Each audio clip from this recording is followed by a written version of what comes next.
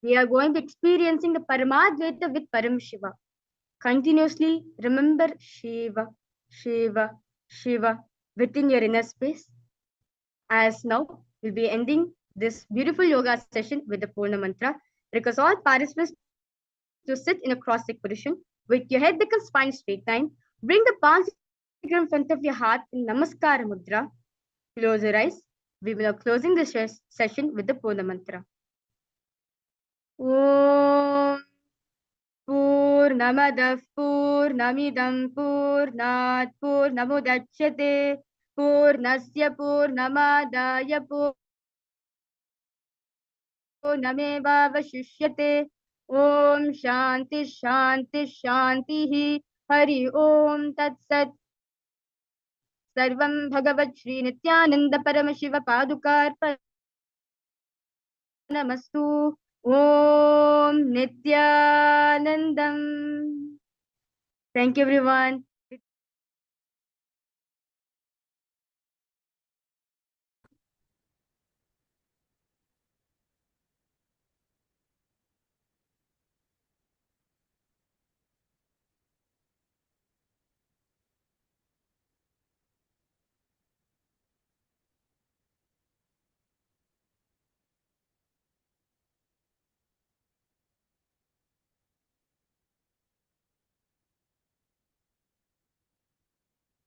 Nithyanandam, everyone. Welcome to the Paramashivoham Level-1 program. On day 19, we are going to learn about the unclutching. With the blessings of the Supreme Pontiff of Hinduism, Jagat Guru Mahasannidhanam, His Divine Holiness, Bhagavan Nithyananda Paramashivam's blessings, let's start our sessions with the Sadguru Vandanam. So please straight with Atmanjali Mudra and chant along with me. Nithyanandam Paramashugadam Kevalam Jnanamurtim Dvandvatitam Gagana Sadrusham Tattvamasyaadilaksham Ekam Nityam Vimalamachalam Sarvadi Sakshibhutam Bhavatitam Trigunarahitam Sadgurum Tam Namami. Nithyanandam, everyone, and I request all of you who are off camera, please come in front of camera and let's start our sessions and participate. Jnana Guru Prasadini, Nidhi, Jenny, Himai, Savanan, Aya, and many others. Greeting all of you. Please come in front of camera and let's start our sessions. And let's start with the power manifestation of the third eye. So please go ahead and share your powerful cognitions from Living Enlightenment book.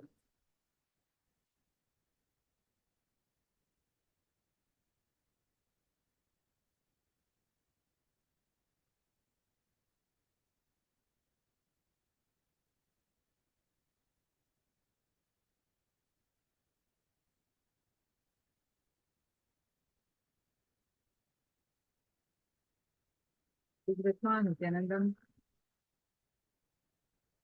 And we are about to start the power manifestation of third eye. So I request all of you to post your powerful cognitions from Living Enlightenment book.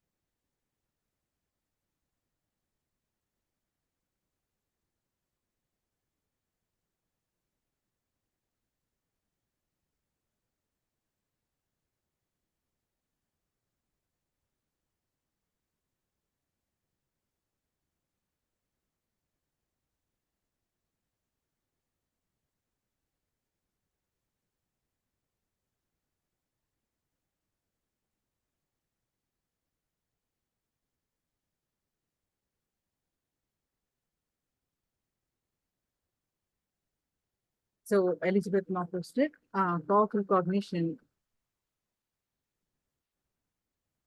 is what I call meditation or intuition or thoughtless awareness.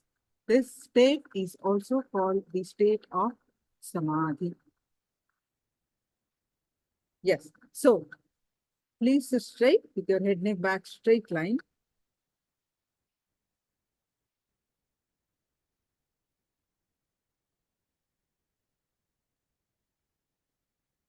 Bring your awareness to your third eye.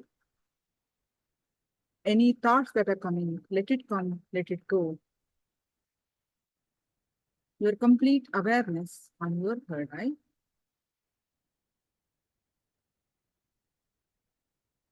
And start chanting the Mahavakya. Any thoughts that are coming, let it come, let it go. You bring your awareness back to your third eye again and again and start chanting the Mahavakya.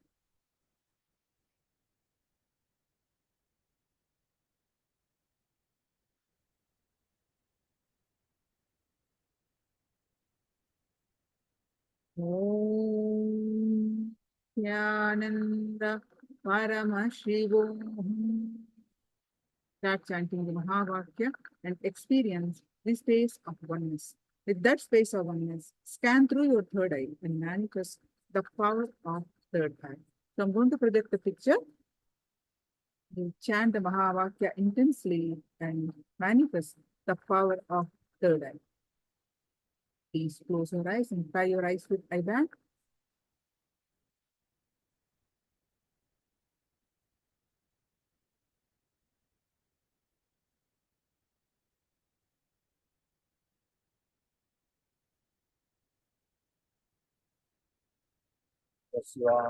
Let you all open all your three eyes and manifest the powers of Mahasudashiva. Om Nityananda Paramashivoham. Om Nityananda Paramashivoham. Om Nityananda Paramashivoham. Om Nityananda Paramashivoham. Om Nityananda Paramashivoham. Om Nityananda Paramashivoham. Om Nityananda Paramashivoham. Om Nityananda Paramashivoham. Om Nityananda Paramashivoham. Om Nityananda Paramashivoham.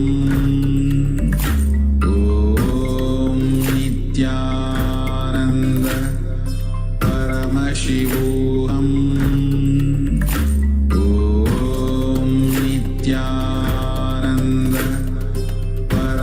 Om Nityananda Paramashivoham.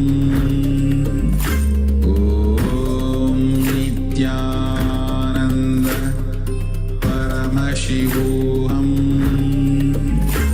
Om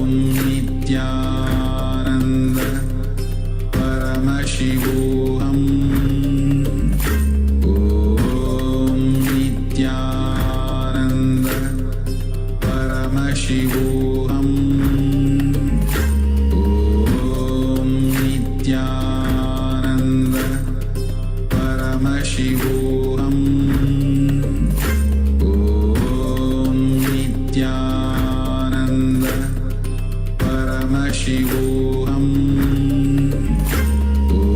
Om Nityananda Paramashivoham. Om Nityananda Paramashivoham. Om Nityananda Paramashivoham. Om Nityananda Paramashivoham.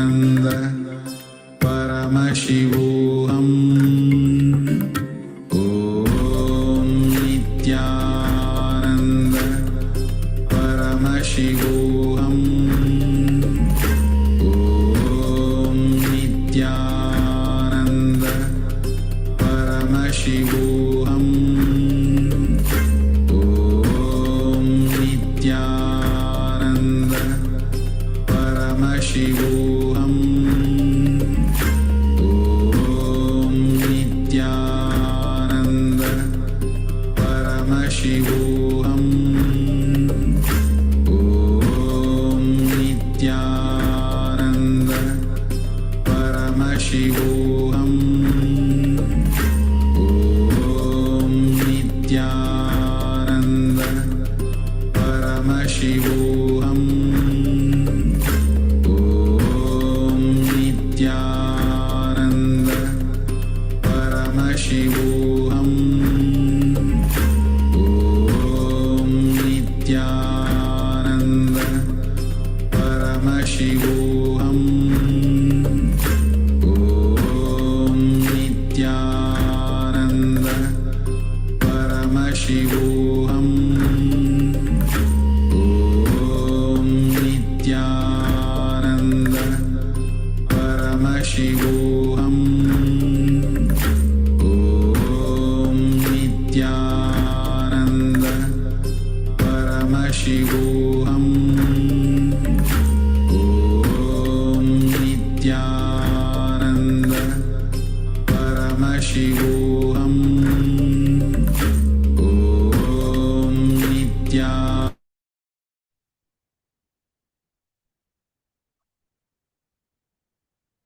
Yes, Nityanandam, everyone. So please go ahead and share whatever your third day reveal in the chat.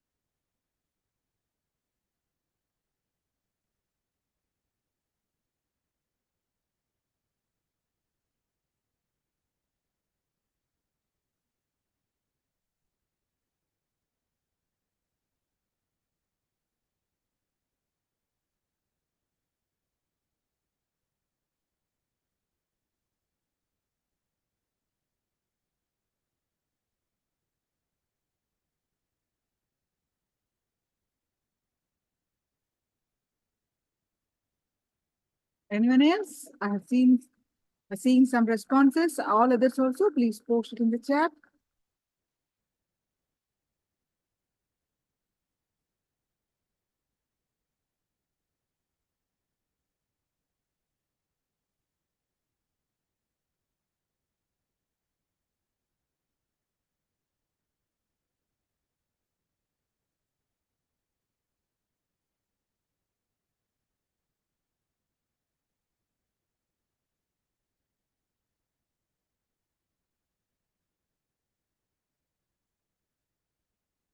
This is what I projected. So a temple structure into and a bit of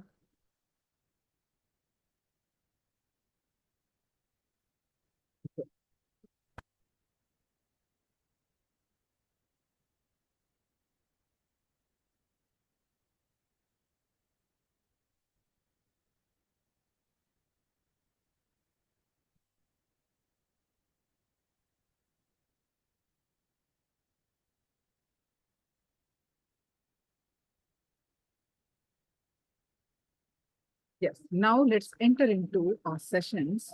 Today we are going to enter into unclutching.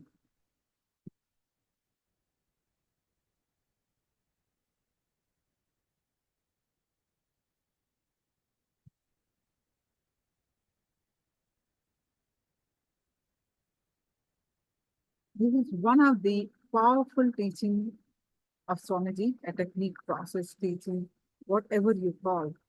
It's one of the powerful teaching, major teaching of Swamiji. I always share with everyone. I have this personal experience, how people got clicks with this. In way back in 2005, Swamiji, I heard it. Swamiji must have shared earlier also, but when I heard first time, it was 2005 in Los Angeles, Agape Church. And there was about 800 people at that time who attended for the first time of the Swamiji Satsang. And Swamiji spoke about 1.5 hours. I don't remember exactly, but about 1.5 hours. Minimum 1 hour, about 1.5 hours, very close to 2 hours. And it's a sprint of silence. The way Swami explained, everyone heard it intently. Then at the end of Swamiji just finished and he was about to say something. All of them stood up and they were clapping, gave like a standing ovation for more than 10 minutes. They were not stopping. The powerful clicks that they got, then said they never heard something like this. And they were thoroughly moved by the teachings, unclutching from Swami. I personally witnessed way back in 2005. So, and they invited again the next year, again Swami said more elaborately, and the church, I don't know his name, but we have a video about that also. He introduced about Swamiji, how it helped in the last 1 year, this teaching, and they all were following. It was beautiful introduction he gave. The following year in 2006, Swamiji again gave the satsang. So that was my,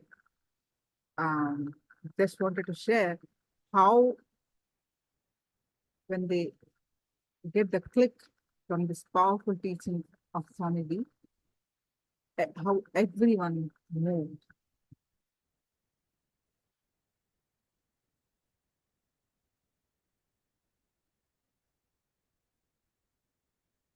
Yes, so let's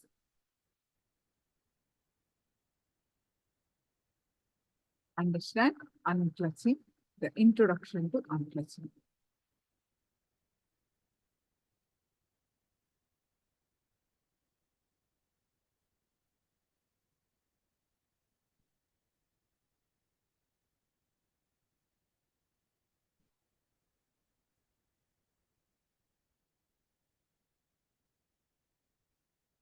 Unclutching is the ultimate spiritual truth.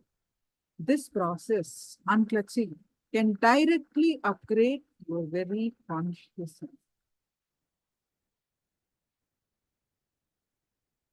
Unclutching is a space of complete restful awareness, where you are not clutching onto any thought, any emotion.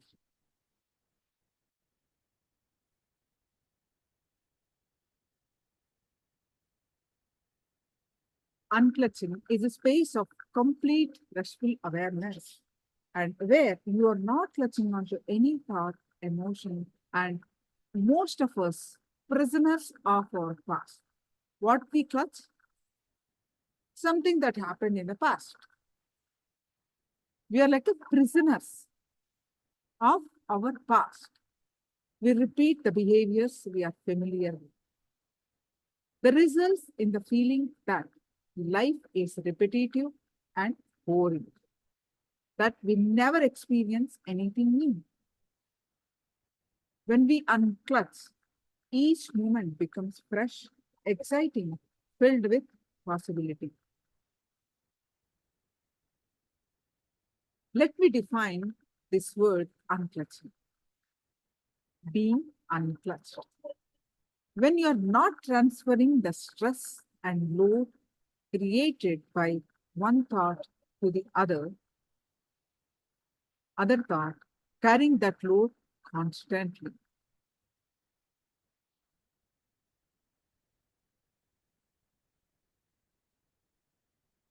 You must remain positive. I have done it before. Say to yourself and others, you can do it. Let me define the word unclutching or being unclutched. When you are not transferring the stress and load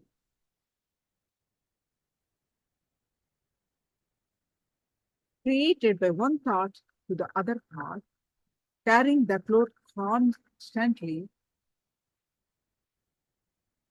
the emotional burden of whatever that you're carrying constant. Please understand, usually you transfer the load and stress you create by one thought to the other thought. And when you're constantly transferring those emotions to the next thought, your inner space becomes insensitive, loaded with so much of emotions. It naturally sinks into depression, restlessness, boredom, all the negative emotions.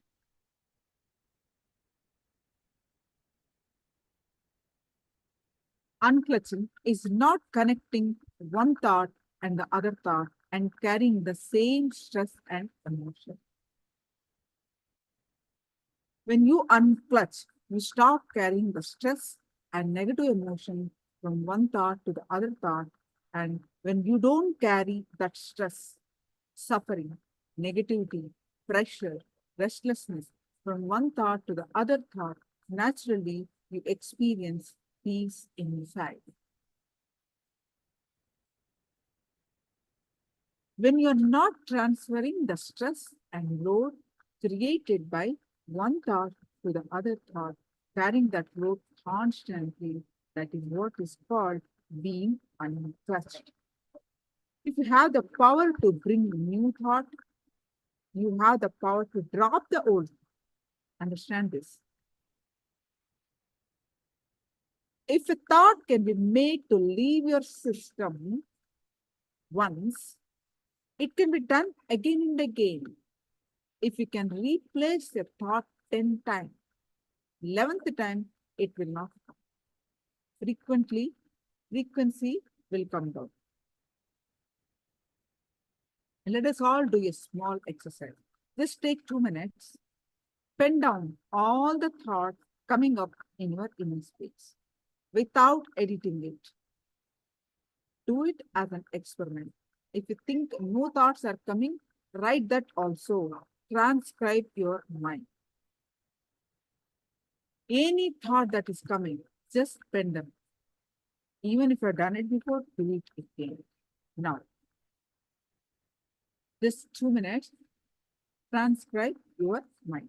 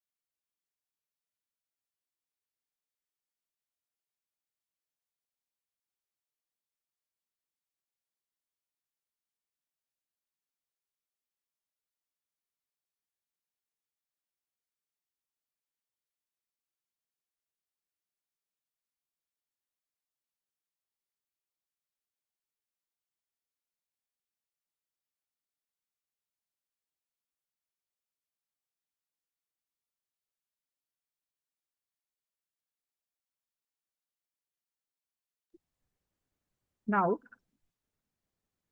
take a minute and read what you wrote.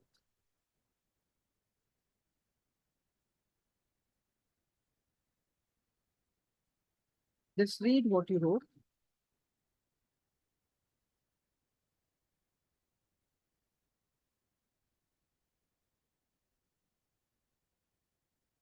You will realize you are nothing but a bunch of unconnected, independent, illogical, unclutched thoughts.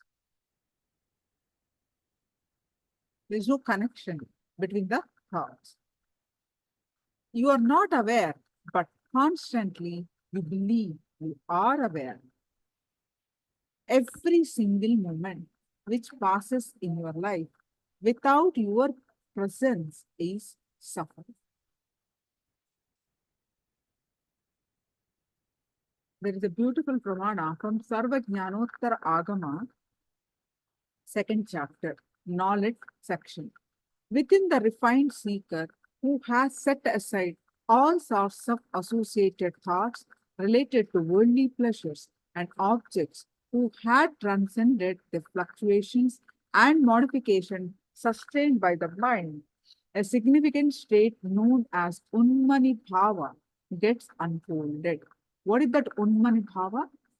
When such a significant state, Unmani Bhava, dawns in him, that occurs supreme and ineffable bliss to him.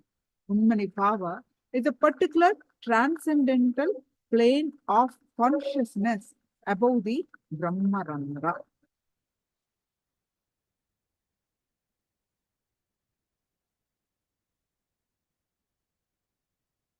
There is a Patanjali Yoga Sutra, the Pramana, the scriptural reference is Apta Pramana, Viparyayo Nithya Jnanam Atadrupa Pratistham. Interpreting based on past conditioning leads to misconception or wrong understanding. Swamiji's own Atma Pramana, his own life experience. So basically, Swamiji spent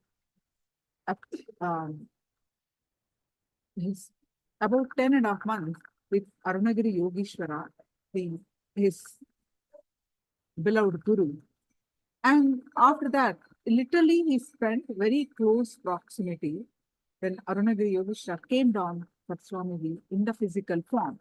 So at a stage where he disappeared into the Paramashivoham Linga over there in Arunachaleshwara temple. And how Swamiji was seeking for him, craving and trying to see him again. Then that's when you are going to listen to this beautiful experience. Swamiji himself shares. Today you are going to listen listen, and while listening, you will be getting initiated into the process of unclutching. Listen to the story so beautifully today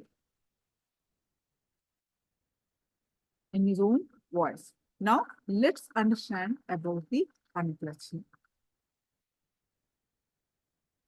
Collecting only all the suffering related incidences and creating a shaft is pain shaft. See, the black one boxes, you see pain. All the pain that happens once in a while, we collect and make it as a big shaft, and similarly, collecting all the joyful incidences, we can see as a jail, and creating a shaft is joy shaft. Very rarely you create a joy shaft. Your opinion about life as pain shaft or joy shaft will stay only as long as you are unconscious, not when you are aware.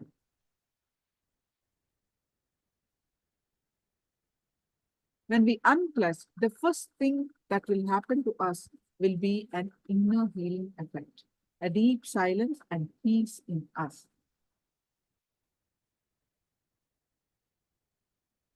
Fortunately, you can have only one thought at a time. A simple thought to have a cup of coffee can replace a powerful fear of death.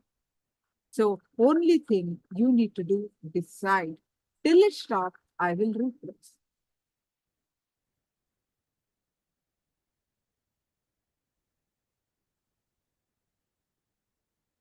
So, when you're not transferring the stress and load created by one thought to the other thought, and carrying that load constantly, that is unclutching. So I request all of you to share this in your social media and post it in the chat first. What is unclutching? I'll share it again.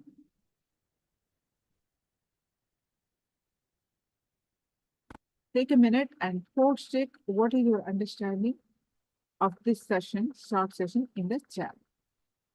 What is unclutching? What did you understand about unclutching?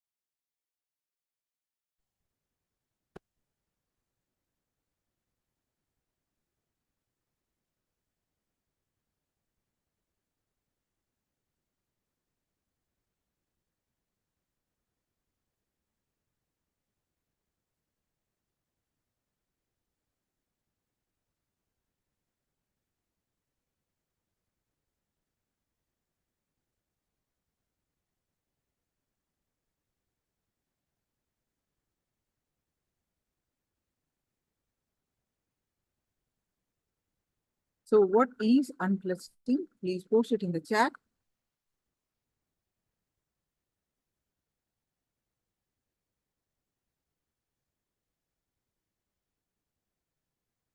Dropping old thought and bringing new thought. And what else you understand, ma? All others also, please post your understanding of the unclutching.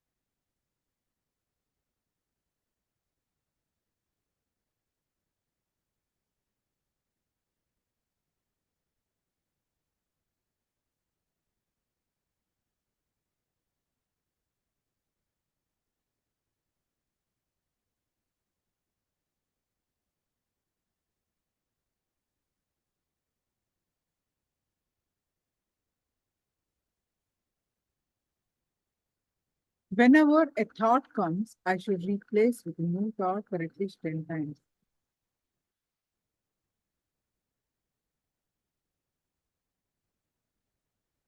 Again, why you should replace? What did you understand, ma, Sangeeta?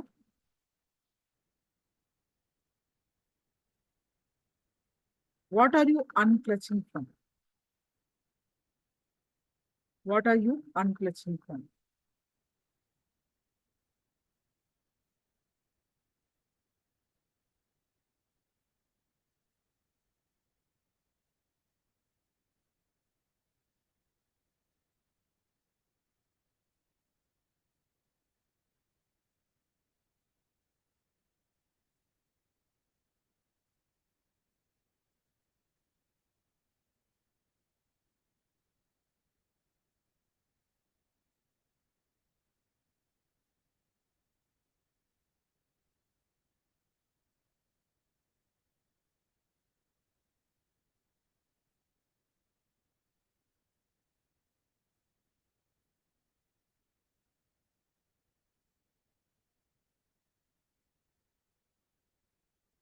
The thought, each thought, we are carrying the stress, the negative emotions, all that we are carrying that load of emotional stress to other thought, from one thought to other thought to other thought, other thought to other. So it becomes a heavy emotional load.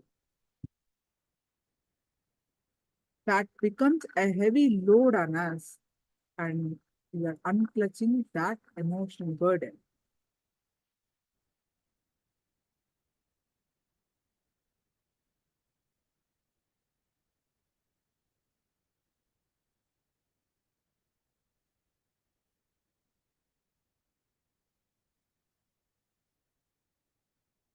All right. So now we are going to have the initiation.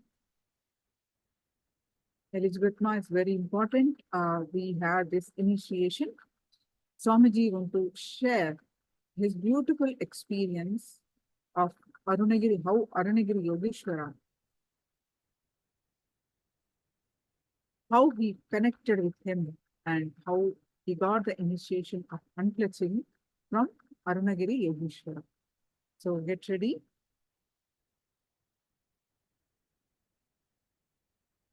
It's a beautiful story that Swamiji shares.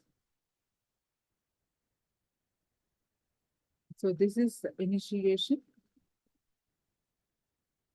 You get to listen to Swamiji's story, his experience with his Guru, Arunagiri Yogeshwara, and initiation, unclutching initiation.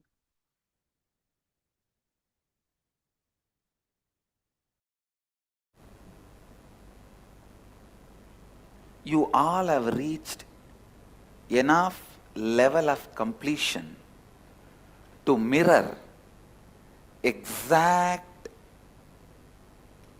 the neuron activity happening in my brain.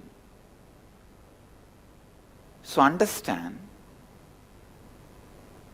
please listen, all of you have reached enough level of completion to mirror whatever is happening in my brain, the neuron activity.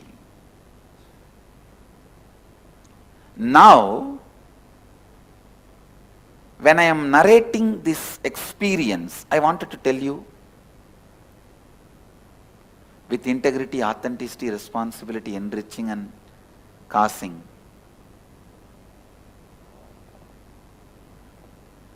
I'll tell you the exact truth.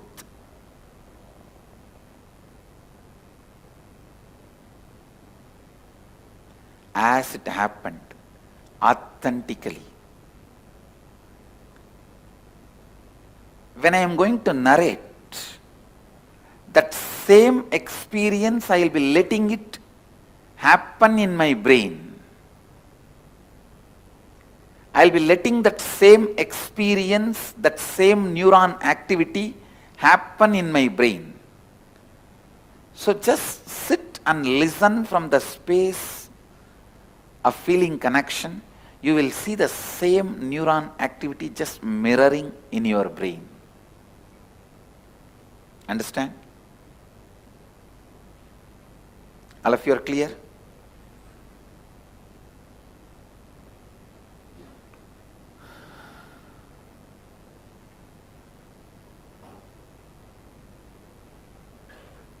Please listen. It was around the age of 11 and a half, before my enlightenment experience, maybe 11.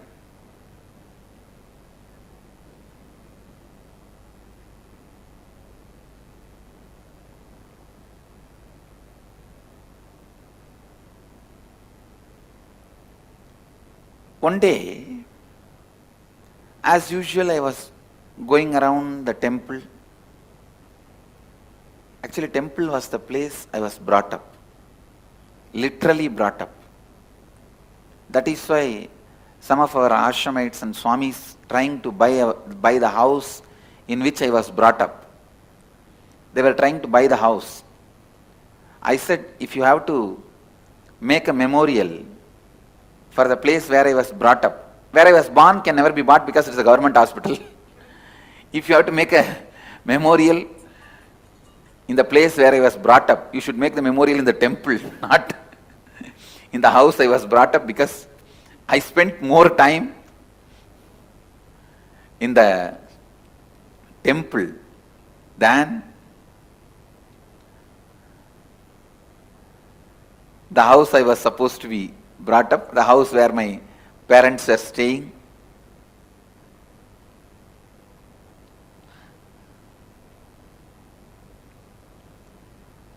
The moment I remember the temple, the joy experience,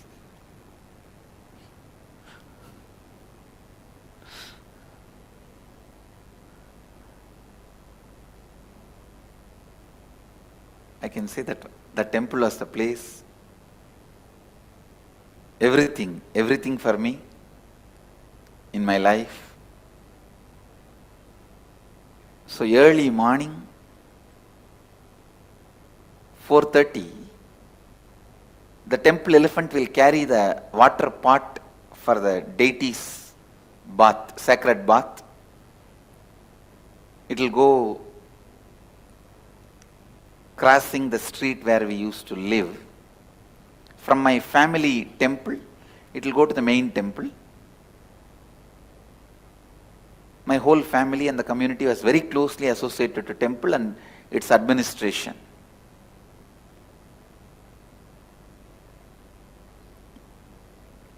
So from my family temple, that water pot will go every morning on the elephant. They will be beating the drums and all that. The moment I hear that sound, actually I would have woken up much earlier, but the moment I hear that sound, I will be joining the team and going and opening the temple. And the night, when the deity is put to bed, only then I will come, and then after that I have 2-3 other appointments, going and seeing Ram Surat Kumar, spending little time with him in the cremation ground. He used to live in the cremation ground for quite a long time. Then he moved near the temple on small house.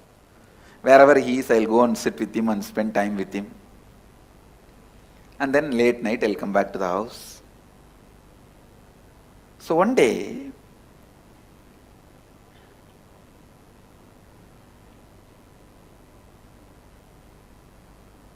when I was going around the temple, behind the main shrine, there is a small 4-pillared hall structure. And below that structure, there is a small kind of a cave structure. That's also a small 2-pillared structure. It can be said as cave, looks like cave. Suddenly I saw one young sadhu walking out of that cave place. This is the small cave out of which that young sadhu walking out. See this 4-pillared structure. and the small two-pillared structure. From that small two-pillared structure, one young sadhu walked out.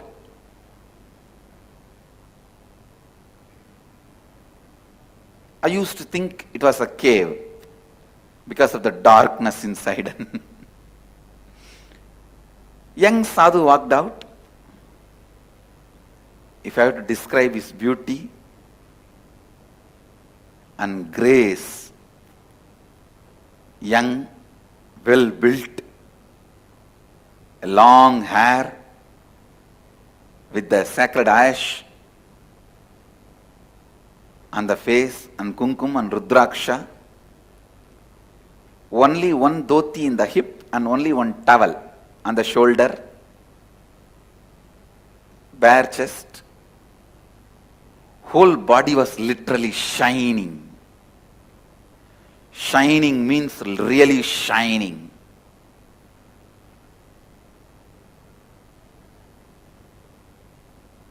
Glowing in the golden color.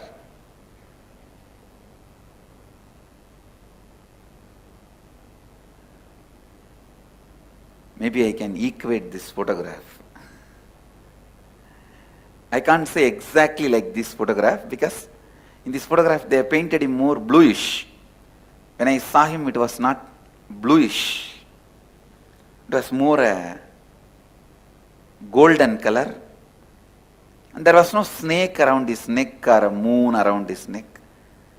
Just a very normal human form.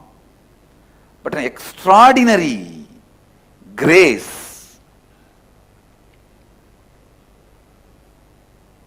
The towel was only up to the lower knee level, not the whole dhoti, lower knee level, and one towel on the, you can't call that as a full dhoti.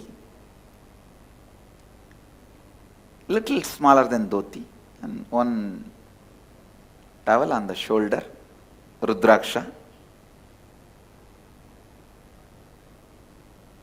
Rudraksha in the hands also. Shining. Hair was left free, but it was so beautiful, you can feel it is almost like a Dakshinamurti's jata. It was standing on its own beautifully. Long hair.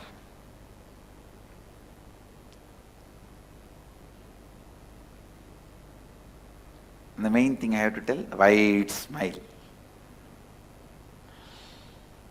The moment I saw him, I went and touched his feet. Any sadhu I see, I'll go and touch the feet, and now such a graceful sadhu. I ran and touched his feet. He smiled at me and very loving way just put his hand on my head.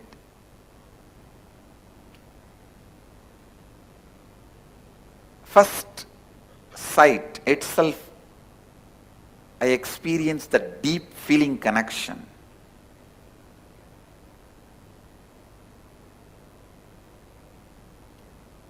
Such a strong, deep feeling connection.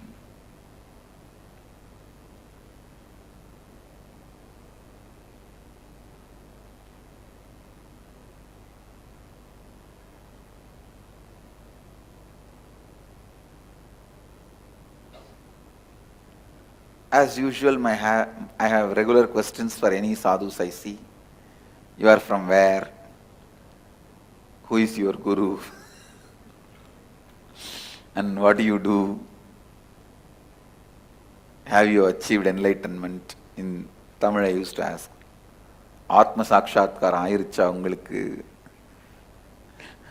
Means have you achieved the enlightenment experience? And can you teach me? My usual questions. I started asking some of my same usual questions. He smiled and he started answering. Other than the question, who is your guru? He answered everything.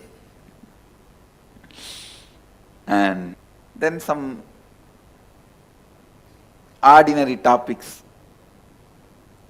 Those days the ordinary topics means what? When is the next Utsavam in the temple? Why are they not putting enough flowers on the deity nowadays? Which Utsavam, when they are celebrating, why they are celebrating, why they are not celebrating. These are our gossips. The whole city will have gossip only about temple. Whether you talk good things or bad things, it will all be about temple. Good things will be, oh, nowadays lot of crowd is coming for the temple. Bad thing will be, why they are not maintaining the temple properly. That's all will be the maximum rumor, gossip we know. And all these small talks I was having. He was also sitting and having all these small talks with me. And who is who in the town, who is doing what. Tell her to wake up. Please sit straight, don't miss initiation, such an amazing moment, don't miss, please sit straight.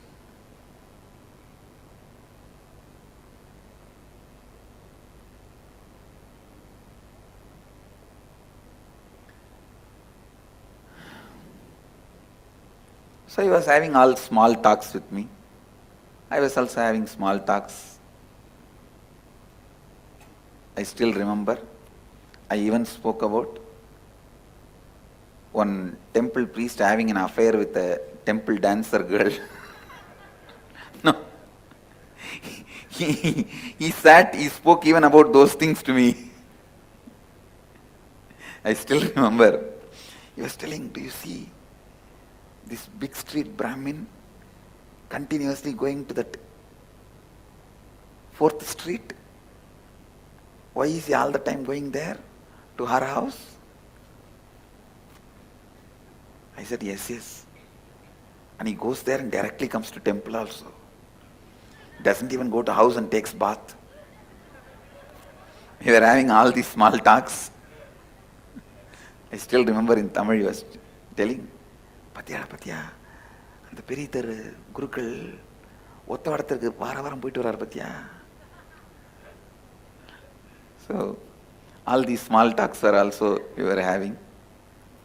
I don't know how, the day one itself we became so intimate, so close. It's not that he spoke only about Vedanta, enlightenment, the techniques to achieve enlightenment and science of enlightenment, Advaita. He even spoke who is going with whom, who is doing what.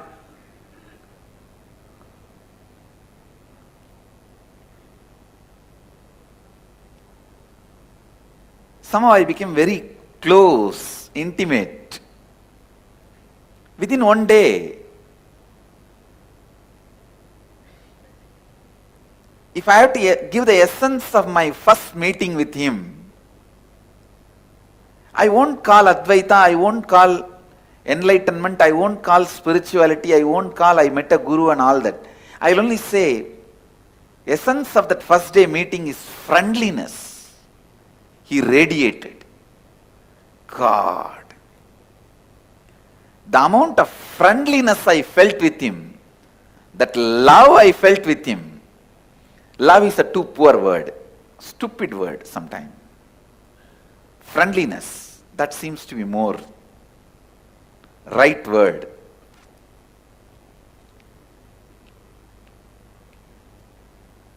Friendliness to the extreme, to the extent, even when I am sitting next to him, I'll feel like I'll put one of my finger on him, on his body, on his leg, or on his hand. I'll just put one of my finger on him. Just want to be touching him.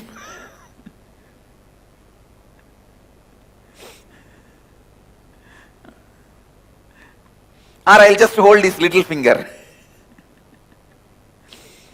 And sitting and talking. One thing I wanted this to be on record.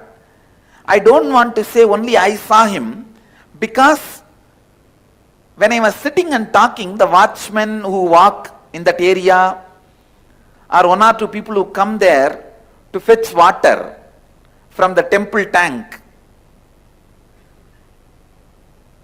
they all did not look at me very weird. See, if I was sitting and talking alone, they would have looked at me very weird. They did not look at me very weird. The way they looked at me, I am sure he was seen even by them, not just by me. This sadhu whom I am talking about, he was not just seen by me, even they have seen him. I don't know how they saw him, but they were not looking at me weird. See, if you are sitting alone and talking, people who walk around, they will naturally look at you weird. You will know by how they see you, they are looking at you weirdly or just casually. I don't remember any of them talking to him or he talking to them back. But I remember very clearly few people were walking. Many times when I was sitting and talking with him, few people will walk here and there. They won't look at me like I am sitting alone and talking. They will just see as if two people are sitting and talking and they will walk. They will go. And I have also not seen anybody coming near me or near him out of curiosity and trying to touch his feet and all that. Usually when the people see the sadhus, they will try to come and touch the feet. That I have not seen. But I remember people not looking at me weirdly. The exact spot where he was sitting and I was sitting with him and speaking, you can see. That's the exact spot where he used to sit. I used to sit and speak. He will sit on the step where I am sitting now, and I will sit one step below. Sometimes he will sit the upper step, one step above. I will sit where I am sitting now. But in these few steps only we will usually sit.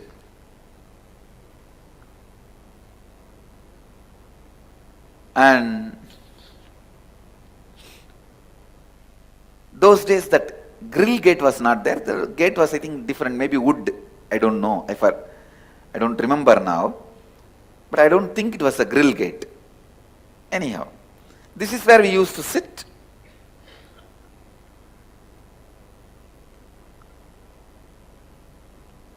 So the day one, the essence from my memory I can collect. The essence of day one's meeting was extraordinary friendliness. It was not all about Advaita, all about spirituality, all about enlightenment. Even though my questions were all about enlightenment, he was not speaking only about enlightenment.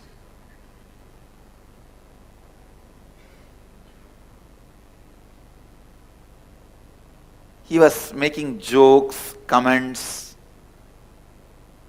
funny observations about various things.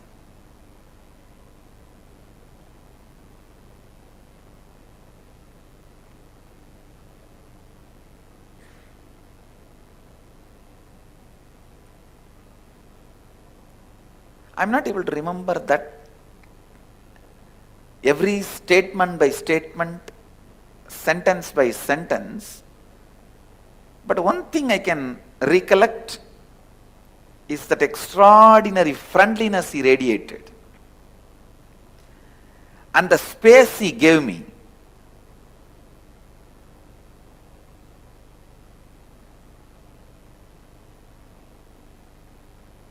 I did not even feel like asking him when I started holding his toe or his little finger. I slowly put my hand on his toe and see how he responds. And I have never seen him resisting, so I'll just hold his toe. I used to think the more you are touching his body, more energy will pass. Like electricity connection.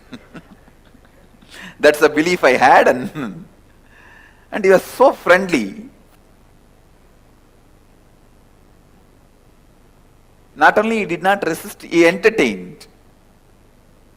That's the exact word I should say. He entertained.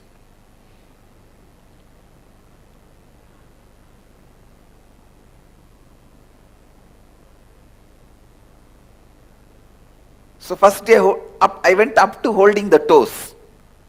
I did not want to irritate him also. And sitting holding his toes. I think I was sitting his right side. So I was holding his left toe. He was sitting folded legs. I was holding his left toe.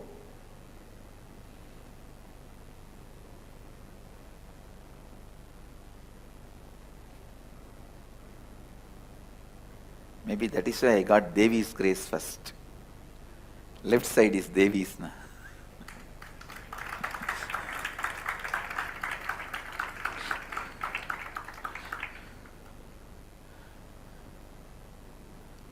But the amount of hair he had, still I am wondering. It used to be up to the thighs, his thighs. That long, thick.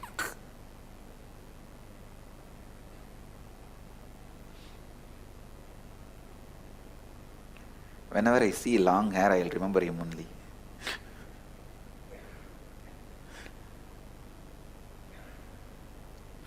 Anyhow, it became late night. Usually the temple watchman, they will just go around to lock the temple, to see whether anybody is there inside the temple before locking.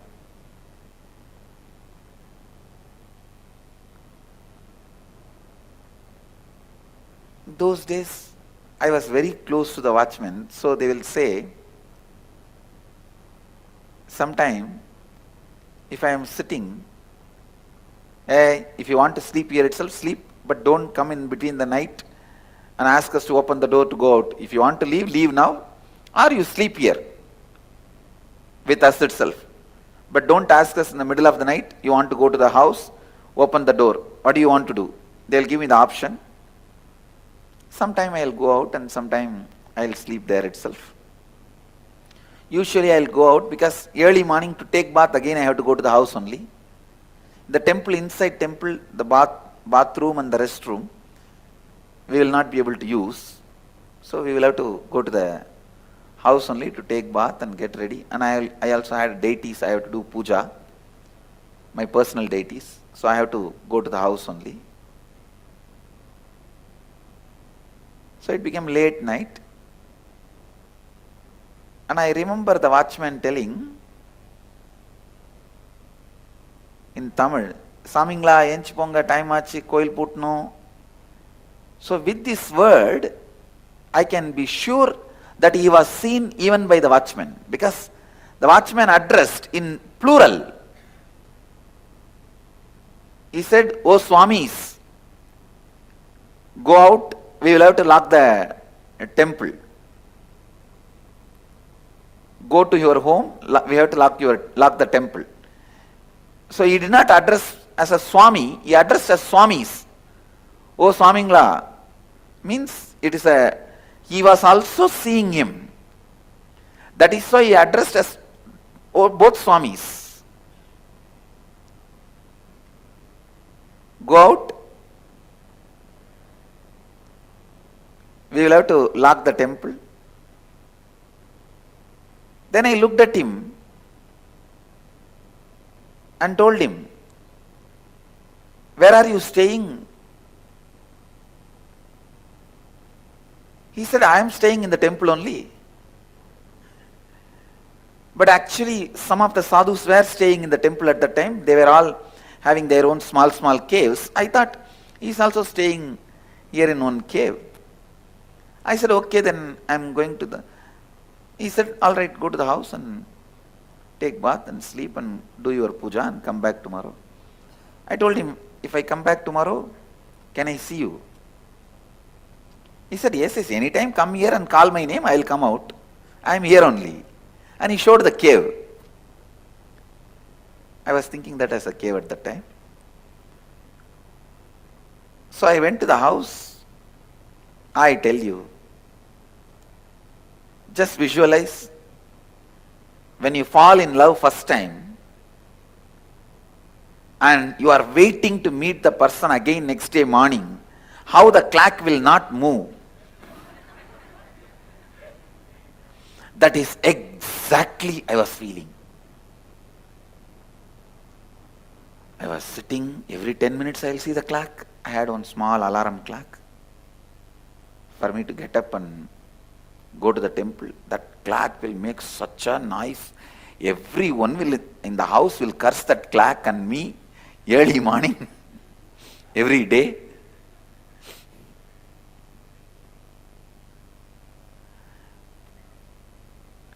So I'll wake up and see the clock. It's only 12 o'clock. I'll lie down, sleep. Again, when I wake up and see the clock, it's only 12:10.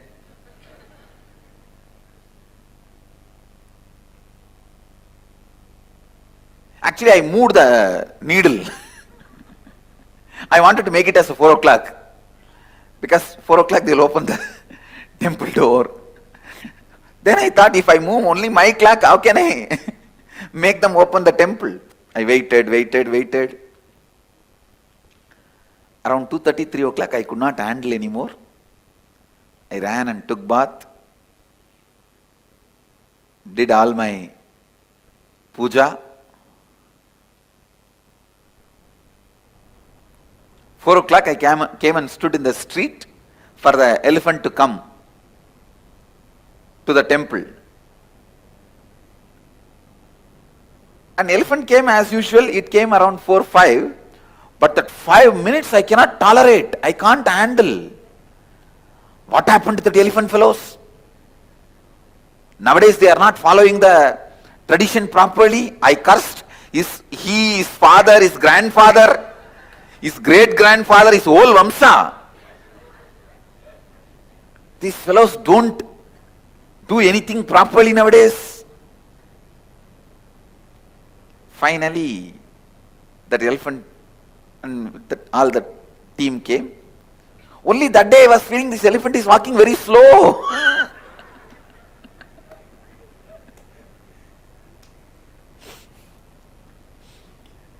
Finally, we reached the temple and they opened the temple gate. I ran to this cave where I met him. Usually I will run to the main Garbha Mandir, main sanctuary, and have darshan, only then go anywhere. But today directly I ran.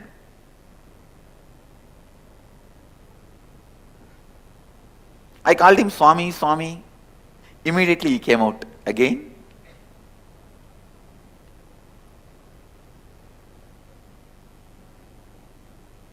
He sat. I was sitting and talking to him. I told him whole night I was thinking about you only. I saw his face expression. He was pleased, I think. He was smiling. And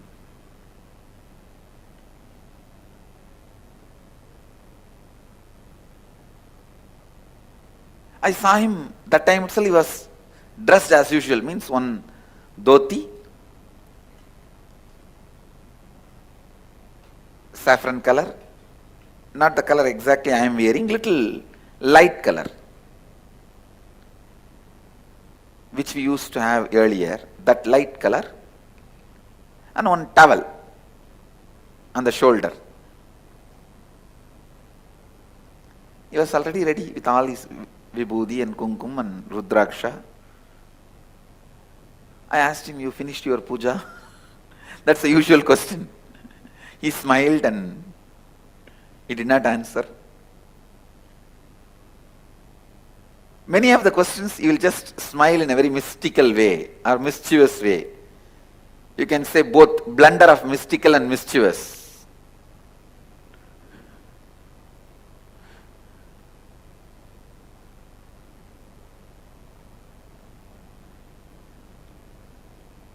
Mischievous, mystical.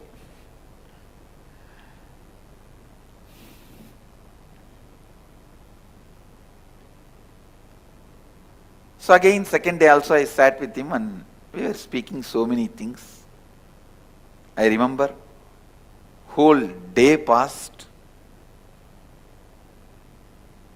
and I also remember in a carrier, a single carrier vessel. In Tamil they call it Tukuvali. In that vessel, he brought food and gave me the temple prasadam. It was a copper vessel, I still remember, with the cover. I ate. He also ate with me.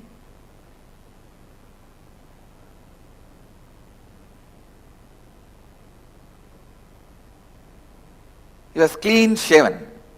Only hair in the head, long hair, but no moustache or beard. Clean shaven.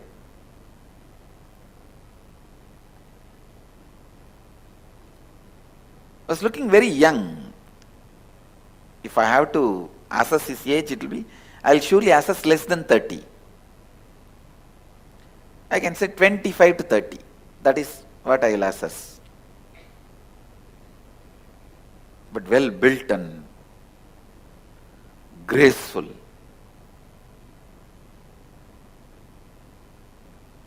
A tall figure. Very graceful. Must be 6 feet tall and very graceful, well built.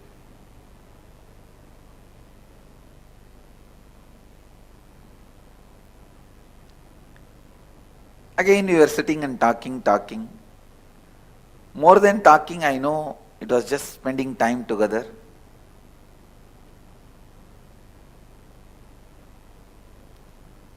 Today I got little courage, so I started holding his little finger. Only when he is talking, when he raises the hand to do some gesture, I'll shift my hand to his leg, his toe. Otherwise I'll be holding the hand.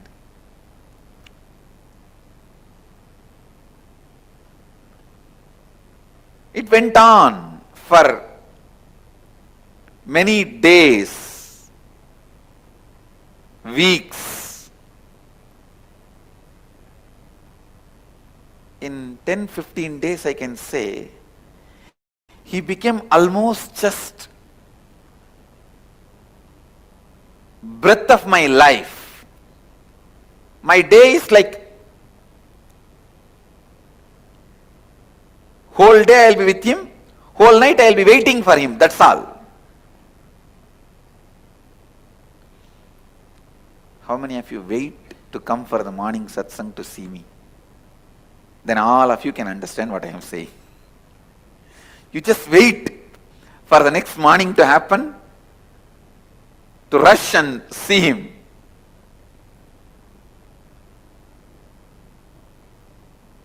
I know, I wake up only to see him. When I wake up, he is there in my eyes. When I open my eyes, I want to see his form. When I close my eyes, his photo is there inside.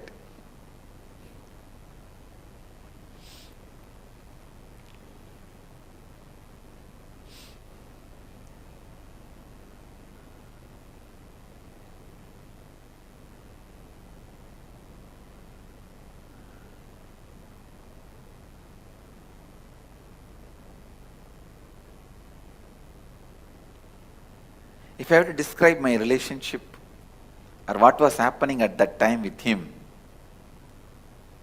I should tell you this story.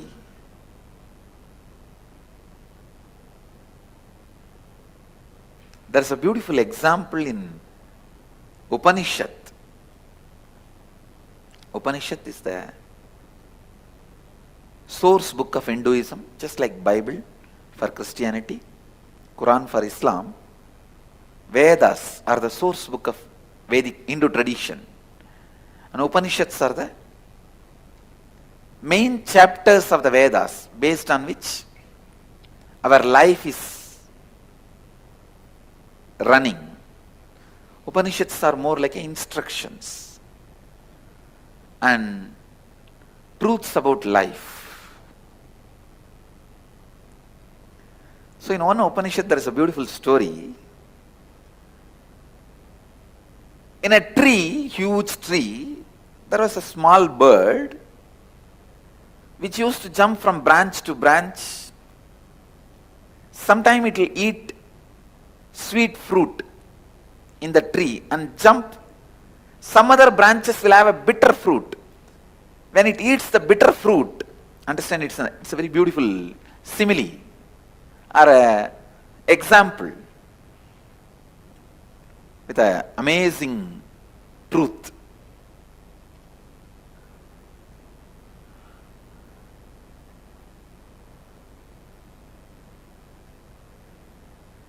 When that small bird eats the bitter fruit, it will feel pain. On that same tree, on the top of the tree, there was a big bird sitting, golden color, shining. That big bird neither eats bitter fruit nor eats the sweet fruit. It just sits in the peace and silence, complete completion. It's radiating its glory. This small bird, which is running between these lower level branches, sometime when it eats the sweet fruit, it feels joyful, and bitter fruit, it feels bad. When it feels bad, it look up and see the big bird and think, see that bird, so beautiful, is so graceful, it doesn't have any pain, any suffering. Why not me also become like that? So it will think, yes, let me go near that bird and become like that bird. It will start jumping towards that bird. But when it is going towards that bird, suddenly on the way, it will eat some fruit which is very sweet. The moment it eats the sweet fruit, it will forget that big bird and it will start eating more fruit till it lands on the bitter fruit again. The moment it eats the bitter fruit again, it will look up and say, I should become like that bird. And then again it will start going towards that big bird. This small bird is spending all his life like this, jumping here, there, here, there, here, there, suddenly looking up when it eats the bitter fruit. But when it eats the sweet fruit, forgetting the big bird, forgetting everything, just eating the sweet fruits. Finally one day, by jumping like this small bird has somehow reached very near the big bird. And one fruit which that small bird ate was so bitter, it decided not to look this side and that side, it just locked its mouth and straight went near that big bird. When it went near that big bird, the more it went near, it felt he himself is the reflection of that big bird. And more when he went, he just merged and became one with that big bird.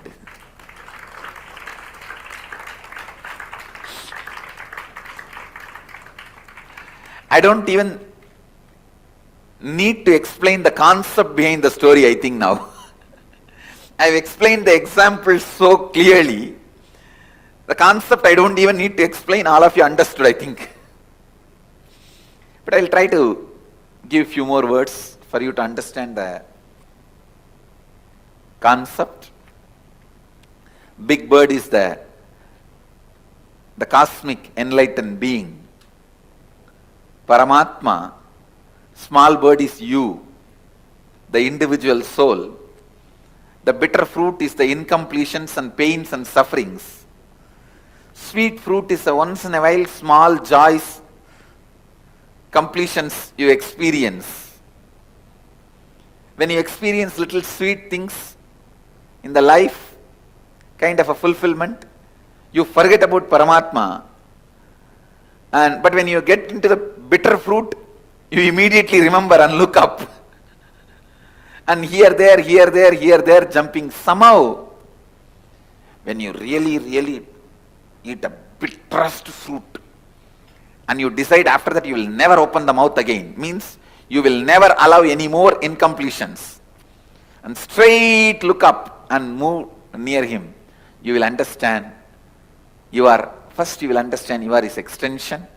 Next you will understand you are just his shadow. Third you will understand you are just his presence.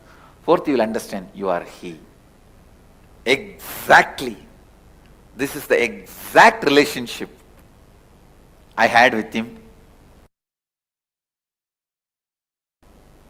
I can say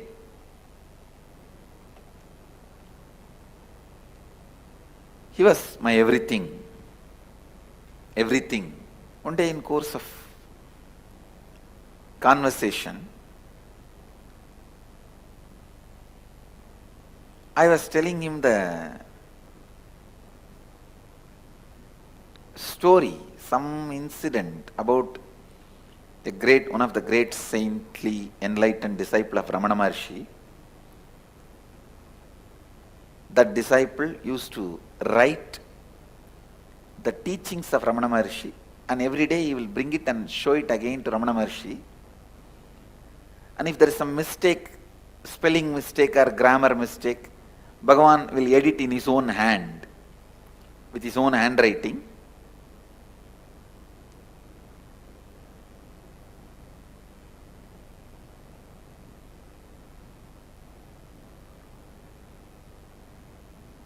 So, that sadhu,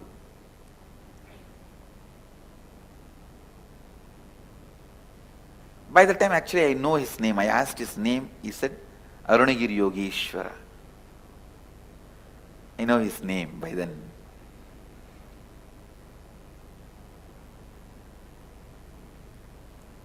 So I asked Arunagiri Yogeshwara, I was telling about this story, then Arunagiri Yogeshwara smiled and said, maybe that is the way that Swami was trying to get the handwriting of Ramana Maharshi in his notebook.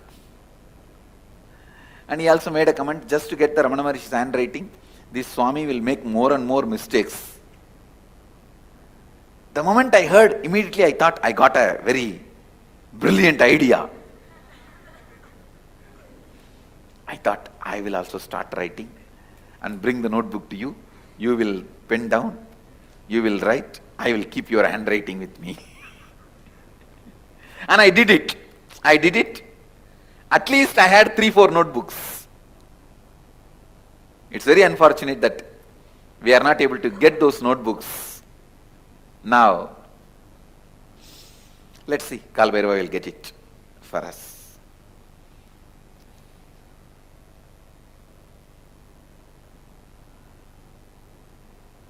Two, 3 notebooks and 1 or 2 diaries, where I will try to pen down in the night whatever I could remember we spoke, and then purposely make mistakes in writing and bring it to him next day. He will also read and smile, and purposely he knows I have done mistake purposely and he will write few lines, few words on it, and he will do editing, means like a crossing or adding.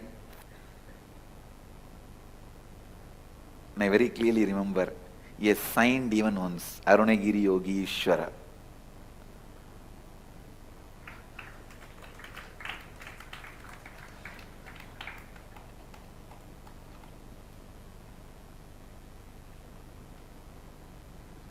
So many things. We used to speak. Once I remember he told me that don't go around and tell everyone that you are every day meeting me and talking to me. I took that as an instruction. I never asked why. That was one good thing I had. If I accept somebody as my guru, that's all. I will simply surrender. No question of why, what and all that. Before accepting, I will ask all the questions. The moment I accept, after that no questions asked. That was my lifestyle.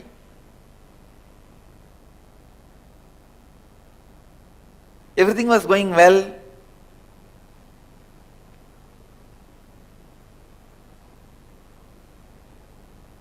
I remember him talking to me about various subjects. Patanjali Yoga Sutra, Vijnana Bhaiva Upanishads. I even remember taking 4 Upanishad book to him, which was given to me by Isaki Swamigal. Tamil translation of the 4 Upanishads. And where he opened and read out some lines and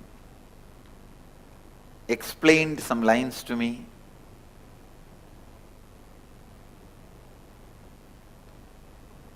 And I had the fortune of directly singing the Devarams of Jnana Sambandar to me. I have heard some of the great songs, Devarams, from his own mouth. I even asked him once, how do you know all this? He said in Tamil, இங்கேயே தானே இருக்கேன், இங்கேயே தானே பாடிட்டு இருக்காங்க, அதனால கேட்கறேன், அதனால தெரியுது. He said, I am here only all the time, na, and they are singing all the time here, na. So I am listening, so I know. These are all that mystical, mischievous answers. With more time passing, I got more comfortable with him. I ate with him. I slept in his lap.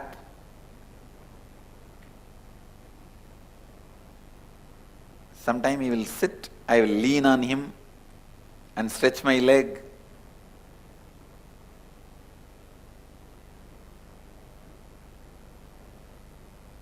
He was never just a guru. He was far more than that. Far, far, far more.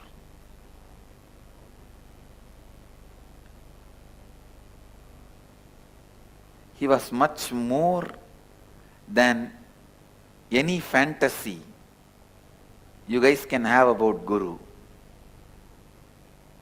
He was just too much beyond any fantasy you can have about Guru and how you should be living with Guru.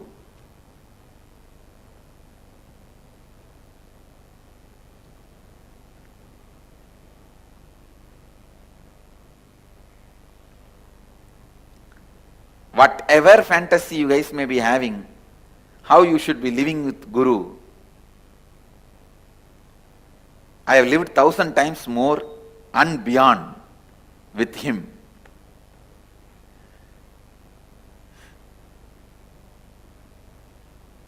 He is the fulfillment of all existing and possible fantasies. That's the word I will utter. Existing and possible fantasies of a guru-disciple relationship.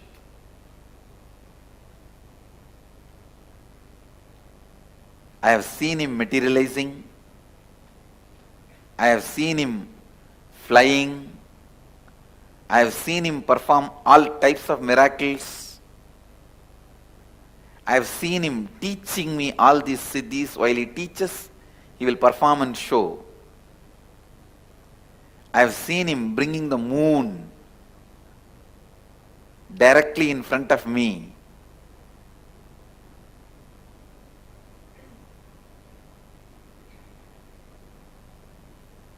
Understand, I am neither lying nor I am a brain deranged person. I am neither lying nor my brain is deranged.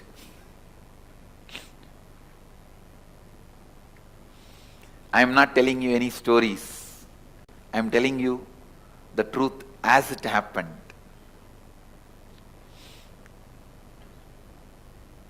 I have heard about so many scriptures from him.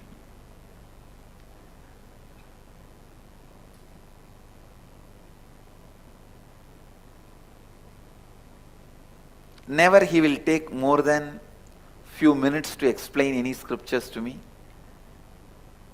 Immediately he will show through some miracle or just like experience he will transmit. Any samyama he has to teach, he will just teach through experience.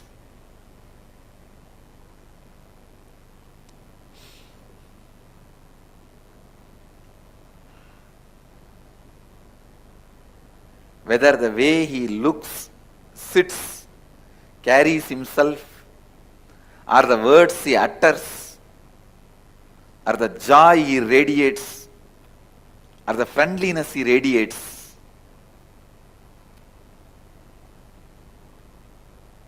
or the way he taught, everything is beyond fulfilling any possible fantasies.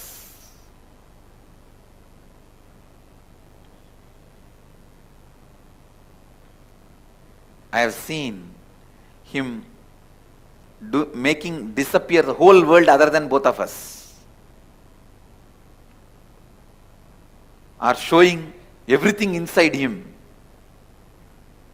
I have seen him showing Vishwarupa, that everything is he. So much he has transmitted to me.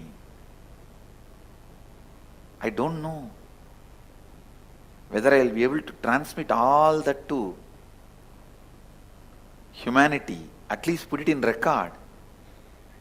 The time of next 126 years, I am going to be using this body.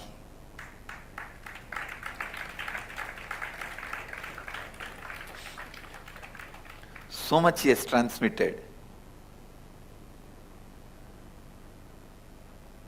So much he has taught. All was going well.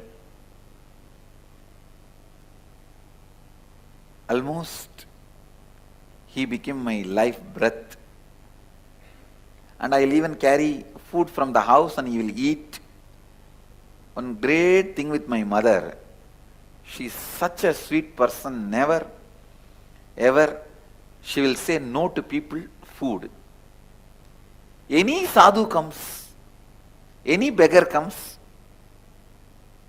My mother's father is such a person. Still outside his house they have two small tanks made out of stone, where they will pour water for the dogs, cows, which walk in the street, for them to drink. Still they have the tradition. Even if the food is remaining, they will mix it with the water and keep it for the cow. Means not the own, their cows are pet dogs.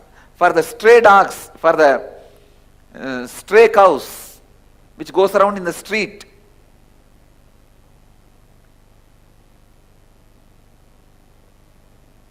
And I remember my father's side grandmother also, she will also feed any stray dog. She will get them. Somehow she will become friends with them and feed them. If they have some skin disease, she will take them to the hospital. Whether it is the sadhus or pets or beggars, my house was always open. My mother was a typical village lady, waiting to feed people. So whenever I ask, I wanted to take food for some sadhus, she will immediately pack and give. She will never have a second word. She will never grumble, grudge, nothing. She will immediately pack and give. She will only ask, Swami, what do you want? You want idli or you want rice? Idli means breakfast, rice means lunch and dinner, both. That's all. That is the only two menu.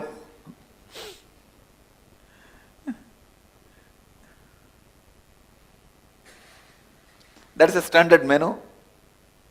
In any middle class house in the village, this will be the standard menu. She will ask, what do you want? And whatever I say, she will pack and give. I have seen Arunagiri Yogeshwara eating with me.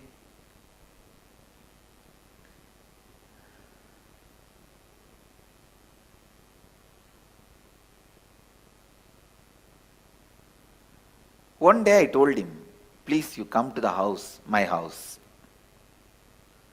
And he laughed and said, you come to the place where I am staying. House where I am staying. The moment he said, I know, wow, it's such an opportunity. I said, come on, take me. You only never took me.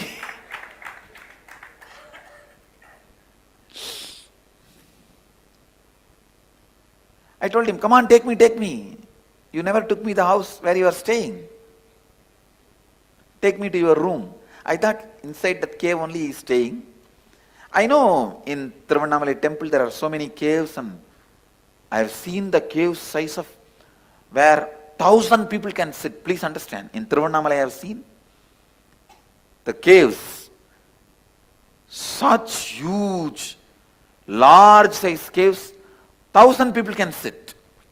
That size caves I have seen, with water facility and lighting, the natural lighting and water.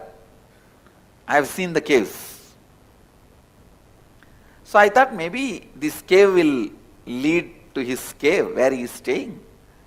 And I also know in Tiruvannamalai temple there are many underground paths, subways. So I asked him, take me to the place where you are staying.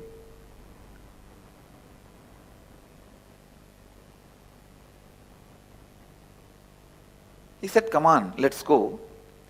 He entered into that cave by bending, and I remember he just held my hand and pressed.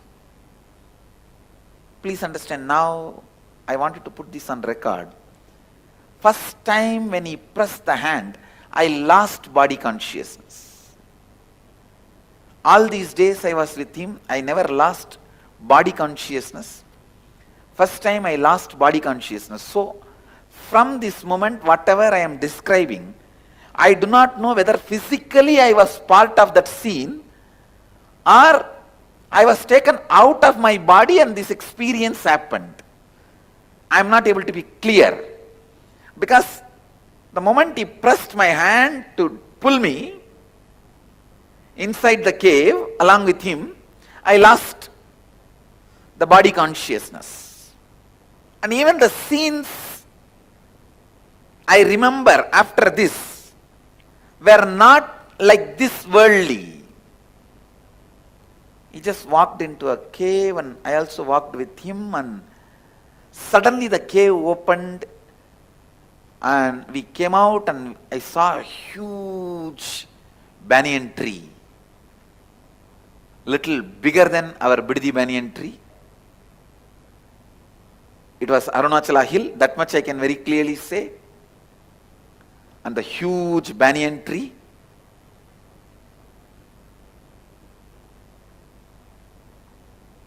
And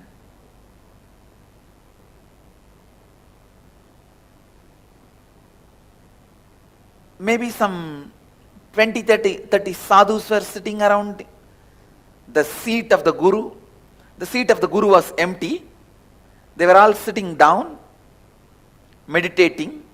The moment he walked in, all of them got up and stood and did namaskar. The way they bowed down, I know he is the Guru of that area, means Guru of that group. He went and straight sat on the Guru's seat. The way he went and sat authoritatively, I know he is the Guru. And all of them are his disciples, very elderly sadhus with a long beard, just like you listen and see in the stories. How the Dakshinamurti used to be sitting under the banyan tree and all his old disciples used to sit. That's exactly the scene.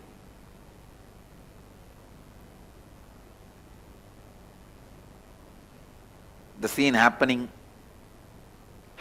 in Kailasa, happening in Biddi.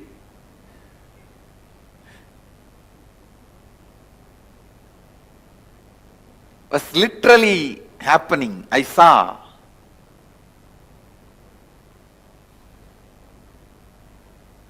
The way he went and sat.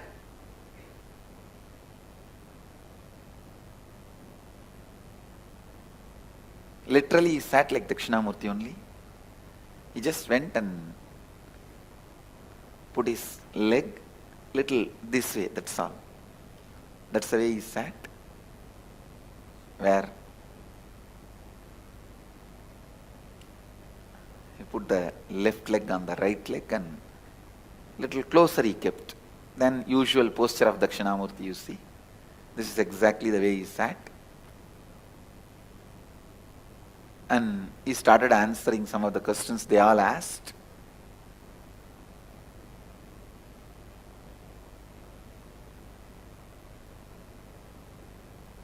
They were addressing him with so much of reverence, and they all fell flat when he sat in his seat and did namaskar and sat up.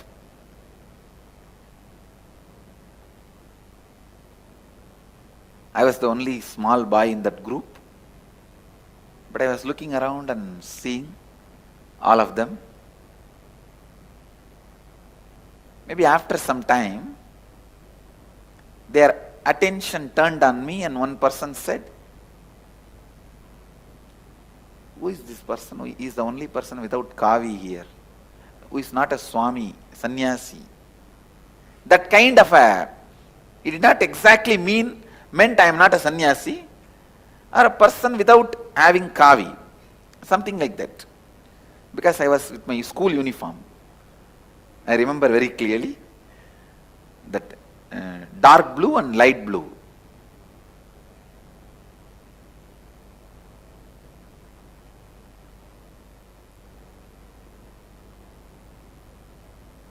Must be, because 11 means by the time I've already started going to the high school, 6th grade. So dark blue and light blue. In Indian villages, kids will not change they will wear the uniform even in the holidays. They may not go to school, but they will be always wearing the uniform only, same dress only. I still remember the half trouser of dark blue and shirt of light blue. That was the school uniform. And immediately that saw my Kundalini. I said, I may not be wearing kavi, I am also sannyasi only. And I saw Aranagiri Ishvara laughed. Then he said, then why you are not wearing kavi? I asked him, you give me kavi. He laughed and he looked. Immediately I saw one sadhu brought kavi clothes, and I did not even have a second thought to remove and throw my dress. I just removed all my dress, naked I walked near him without even having a second thought. And he himself tied that kavi cloth in my hip like a dhoti. He himself tied it.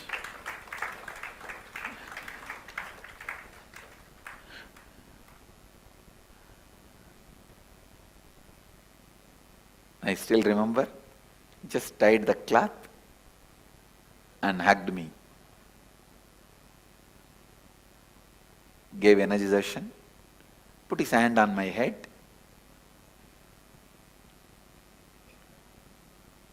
Naturally, the experience was just out of the world.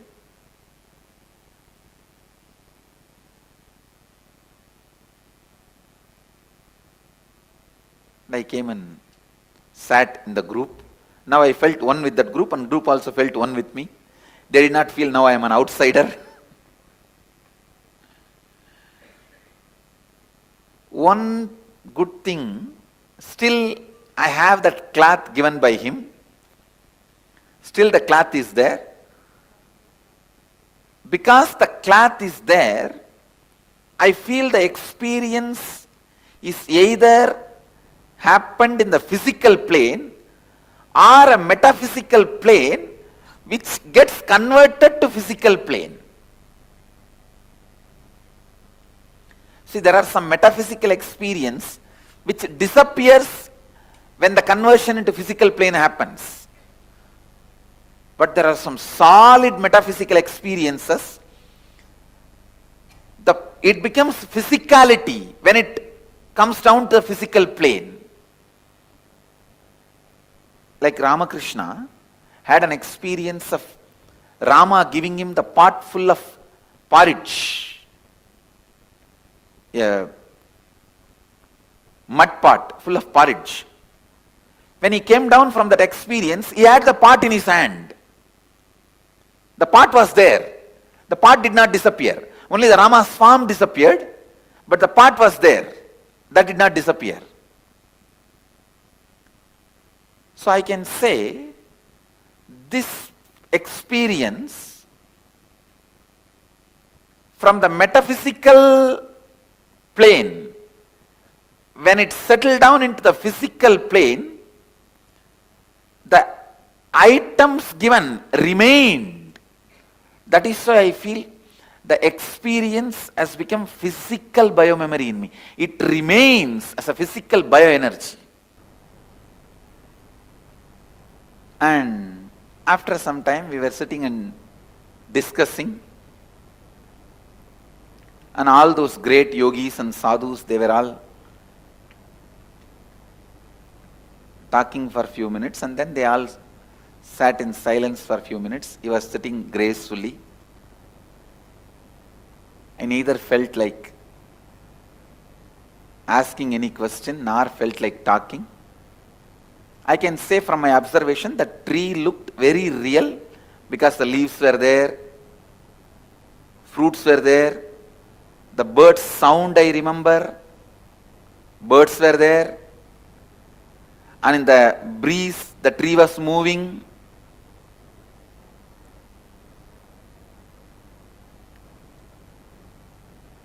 So once it became little dark, late evening, he said, "Come on, let's go back to the temple." I said, "Okay." Again, he brought me back. While we entered the cave, again he was holding my hand. When we came out of the cave to the place exactly where we entered, there only he just left my hand. I saw when he left my hand only, I came to the physical awareness. So either he took my metaphysical body to his metaphysical space, or he took my physical body itself to that metaphysical space. In these two, any one is possible. Because the cloth is there physically with me, I feel it was physical happening, but because it was completely otherworldly, looked out of the world, I am not able to say it is only physical. I will explain why in the next continuously.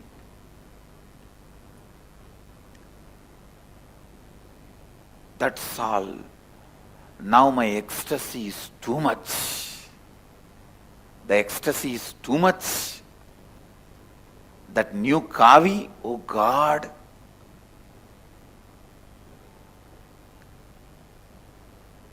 I was running around here and there, showing everyone I got the kavi, I got the kavi, I got the kavi.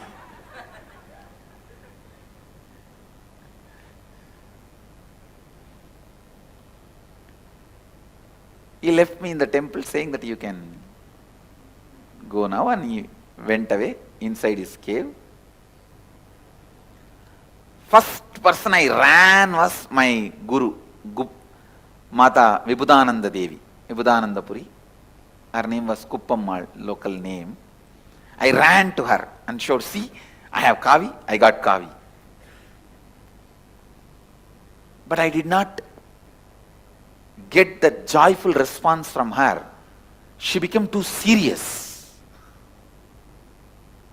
I did not actually expect serious response from her. I thought she will be very happy. She became very serious and asked, "Who gave you this kavi?"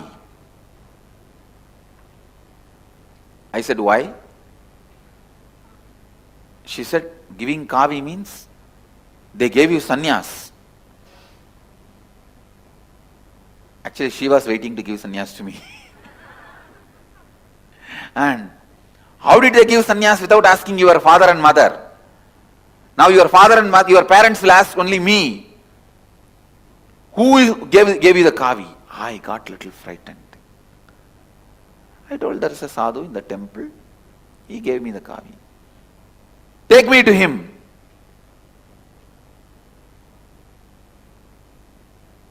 She started telling, no one will give you kavi. You have stolen from some shop. Tell me that. Tell the truth. We will give it back to that shop. I will not tell your grandfather. My grandfather is well known in the city. In that village. So everyone will be afraid of my grandfather, mother's father. I won't tell your grandfather, otherwise I'll tell your grandfather you have stolen from some shop. I got more frightened. Oh God, what is this? She's going to tell now, my grandfather I have stolen. I have not stolen, I only got it. Then I said, all right, I'll take you to that Swami, come.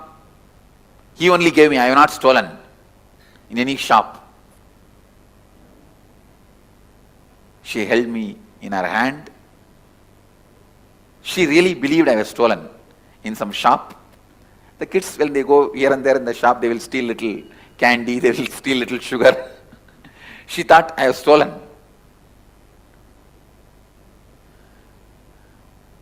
I told her that no, I have not stolen. I never steal, don't you know? She has high regard for me, but I don't know why. She was also confused. She wants to verify directly. When I took her directly to that cave, and I started calling Swami, Swami, Swami, he did not come out. Almost 9 months.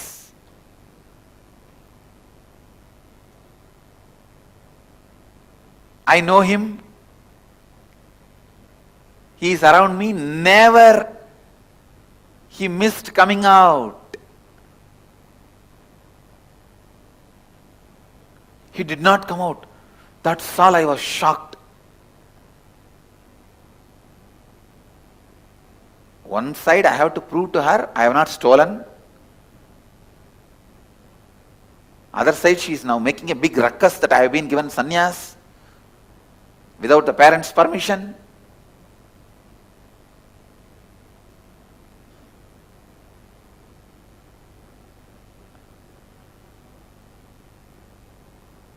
I did not bother even about any of those things, but he is not coming out.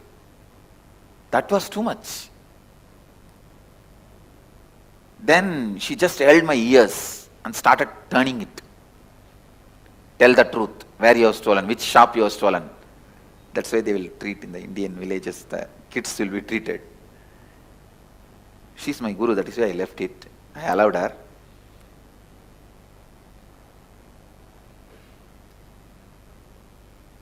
I said, no, from this cave only that Swami came out. She dragged me and took near that cave and showed me, whom are you trying to cheat? Is this the cave?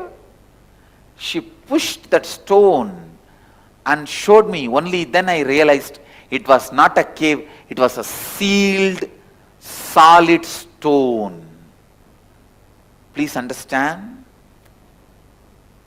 Only then first time I realized in that 9 months it was a solid stone construction. It was not a cave. That is why I doubt whether Arunagiri Yogeshwara taking me inside was a physical or metaphysical. Because I realized it is a stone construction, not a cave. Shock for me. She said, now I have no justification because I am not able to get Arunagiri Yogeshwara. I said it's a cave, it is not cave now anymore.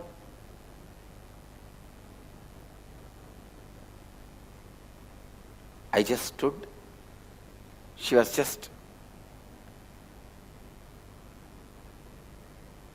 turning my ears. I told her, stop, stop. And I pulled her right hand. I still remember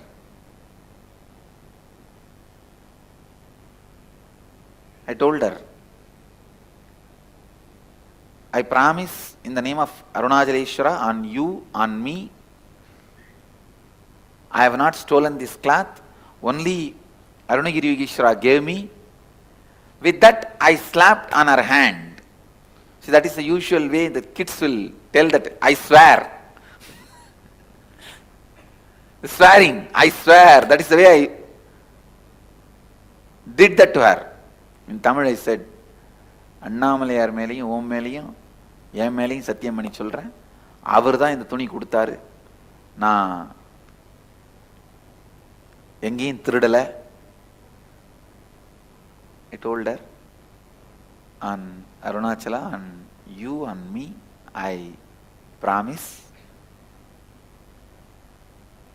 I did not steal in any shop. Arunagiri Yogeshwara only gave.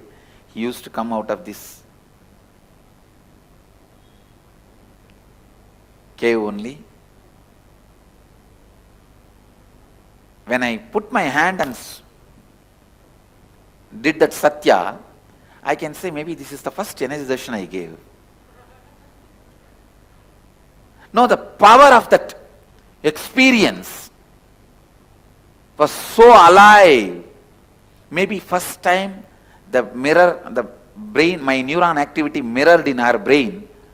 Suddenly all her doubt, everything disappeared.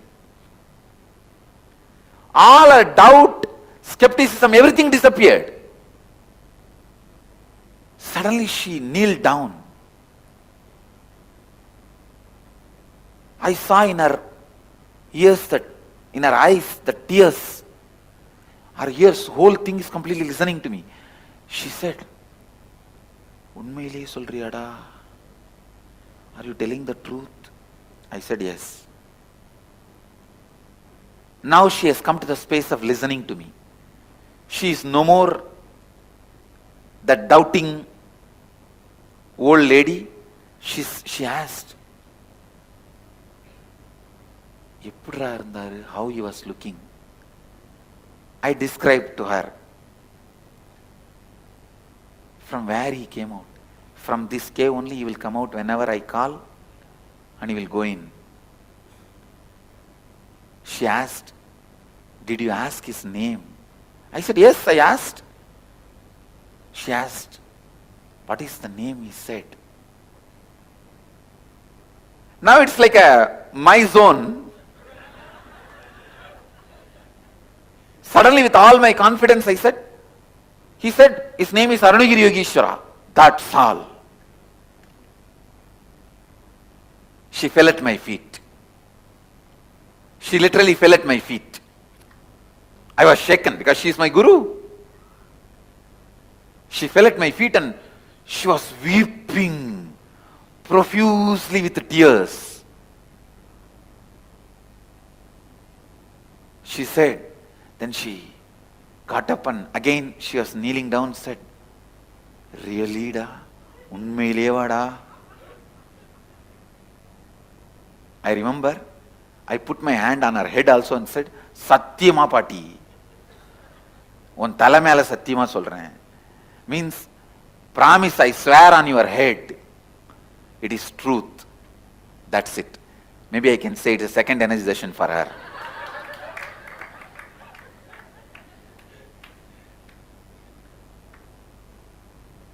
She said, "Hey, we are all meditating for years and doing tapas just to see him once. You really saw him? He gave you the kavi? You spoke to him?" Now she is a complete theist. She is completely able to receive the experience I was telling.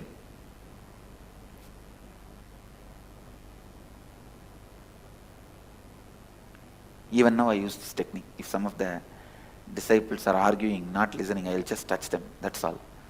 After that they will listen. They will come to the space of listening.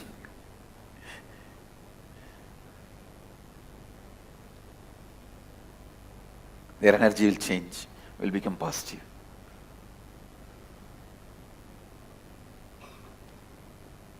That is why these guys who want to run away, they will never meet me. They know if they meet me, they will not be able to run away. They will disappear without meeting me.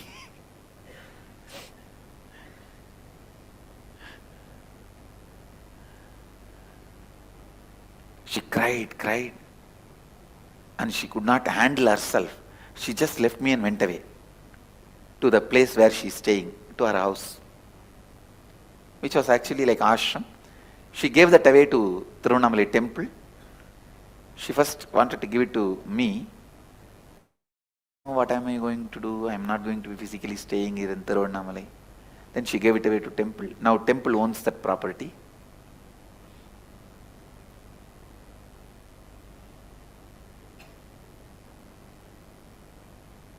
Now I have a big issue. He is not coming. I felt I breached the word he told me. He told me never to tell anybody. I feel because I told Kuppamal, he is not coming, he is angry. So I shouted, screamed, Swami, please come, don't leave me like this. I will not do this mistake again, I will not tell anybody. Please don't be like this. But I could not see him coming out.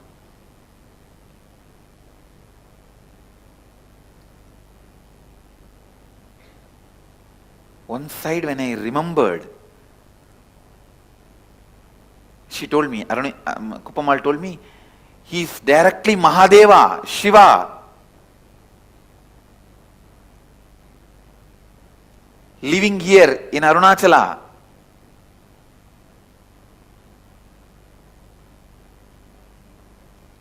Ramana Maharshi talks about him.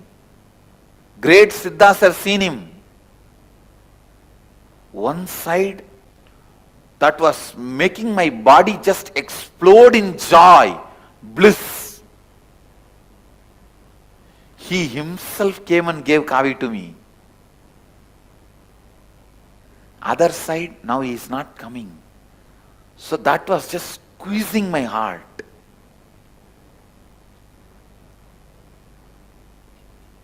If I have to describe exactly what I was going through, in Bhagavatam there is a beautiful story.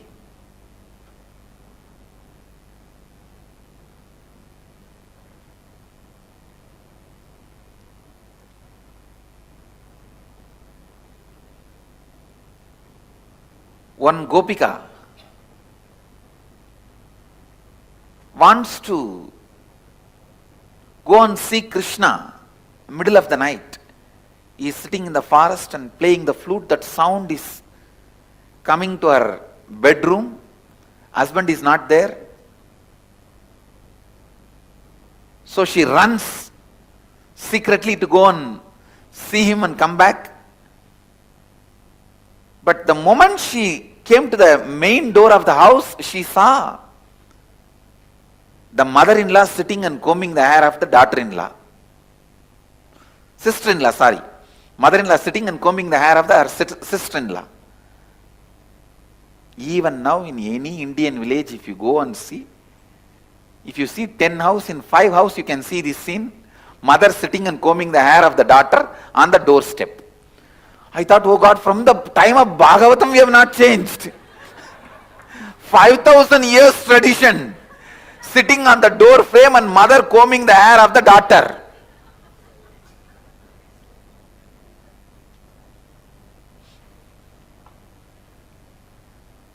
And removing that lice.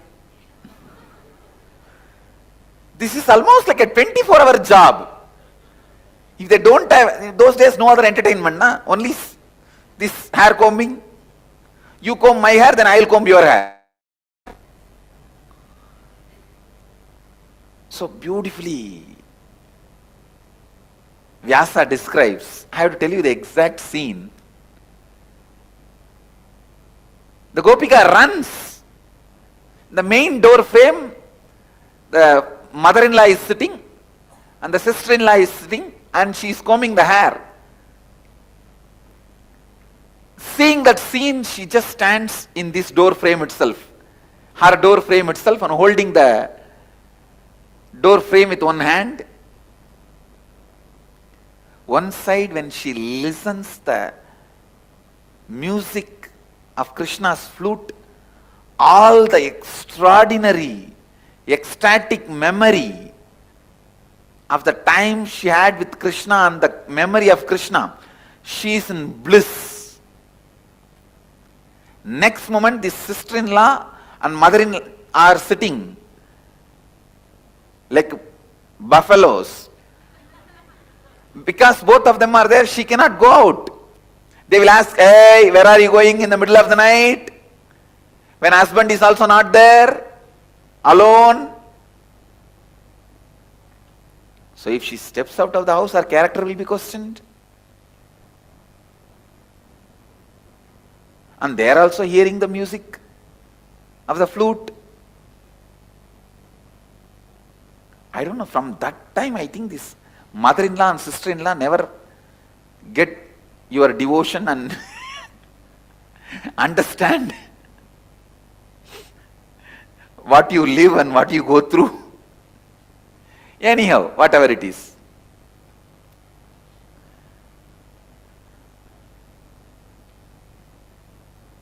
Because mother-in-law and sister-in-law are sitting, she is not able to go. Because she is not able to go, the pain of separation was other side. Vyasa describes, the pain was like intense burning. And the bliss of her memory of Krishna was intense joy. This both happening again and again. Because of that pain, she burnt away all her incompletions. Because of that joy, she exhausted all her good karmas. Because she exhausted both, she just became enlightened and fell on the ground, liberated herself. Got liberated. This is the exact story. I have to describe what I was going through at that moment. One side, now I know Mahadeva himself came. I am holding the kavi. I am touching the cloth again and again. He himself came and gave the kavi.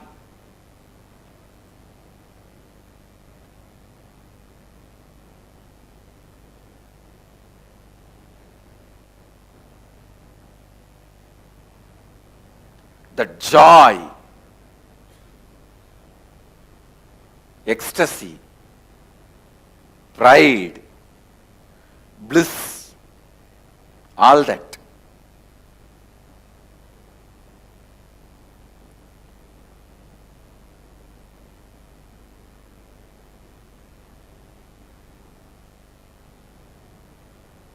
The other side, the pain, he is not coming. The fear, he may not come at all anymore. I may miss him. That is too much. When these two happened, whatever the remaining little bit of good karmas I had got burnt by the joy and bliss, knowing that he himself lived with me and initiated me. Little bit of whatever bad karmas were left, they got burnt by that fear, whether he may not come at all. This bliss and joy and pain burnt both the karmas. I just dropped. I can say, by crying, I just slept away there itself. I should not even use the word slept. I fell into some state.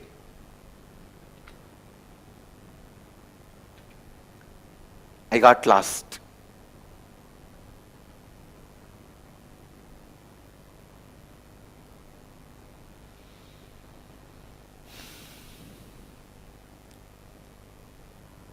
Anyhow, after some time, I think it was a late night, I was sleeping in the temple. I don't want to say sleeping, lying in the temple. The temple watchmen, they will come and wash the temple. Any festival day, they will come and wash the temple in the night. So usually I will also help them. How to help? How I will help them? They will put the tube in the tap, and they will be having the broomstick and washing the floor. And we boys who are volunteering will have to just hold the tap and walk behind them, pouring water. That's the voluntary service we used to do. So that watchman, temple watchman, he woke me up saying, "Hey Samer Bhaiya," that is the way he will call me. Wake up, hold the pipe for me, I have to clean. And they are going to put the deity to bed, go and have the Garbha Mandir darshan and come back. Somehow that day, I think some festival. I think it was January 1st.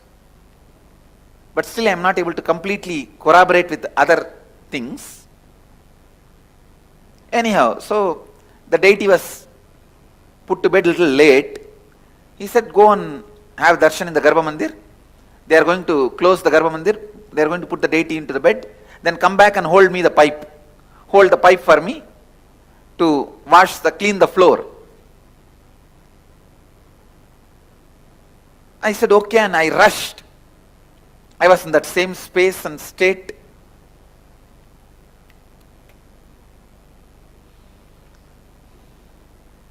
I ran to the Garbha Mandir. I saw no priest was there, but Garbha Mandir was open. Those days, very few priests were in the temple. Many times, Garbha Mandir will be open and no priest will be there. The moment I entered the Ardhamandapa, the hall of the Garbha Mandir, to have darshan of the deity, the moment I looked up, I saw Arunagiri Ishvara sitting on the Shivalinga. He was just sitting on the Shivalinga. I could not control myself. I screamed, Swami, are you here?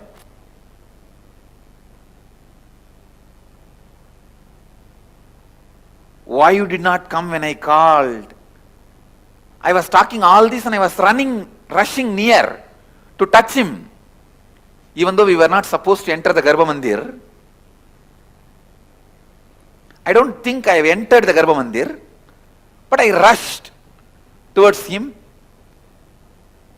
I don't remember whether I entered or not entered. I was not in that mood at all to follow the rule that I should not enter the Garbha Mandir and all that. I just want to touch him. I ran, stretched my hand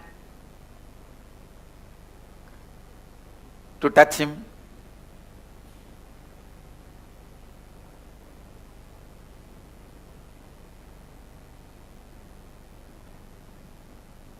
He also stretched his hand. The moment my hand touched his hand, exactly that moment, I experienced, I saw clearly, he is me, I am him. It was just pure oneness.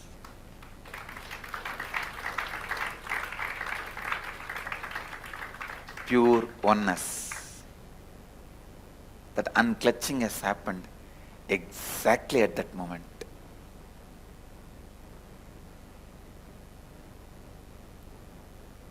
After that, neither I missed him, nor I saw him separately.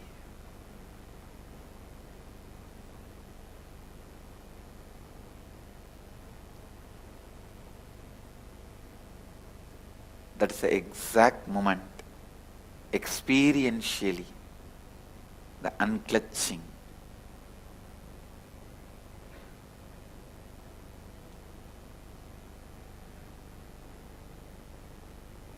The pure Advaita happened.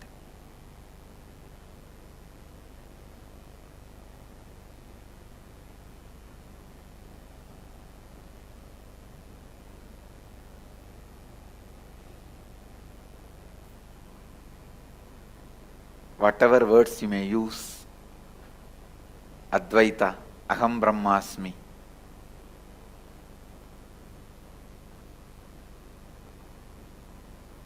Tattvamasi, Shivoham. The experience of that pure oneness happened as it is to stay once for all.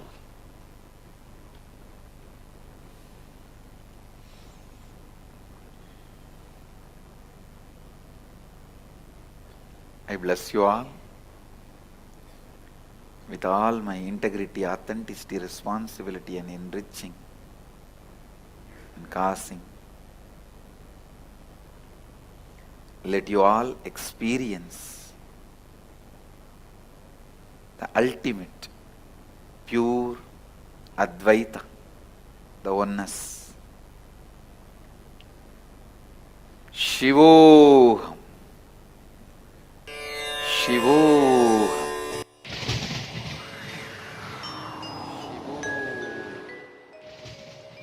Ananda. Nithyananda Dhyanapitham, Nithyananda Nagar, off Mysore Road, Bidadi, Bengaluru. Phone 08027.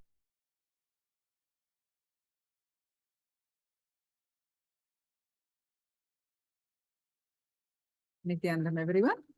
Now, please go ahead and share your experience of this initiation.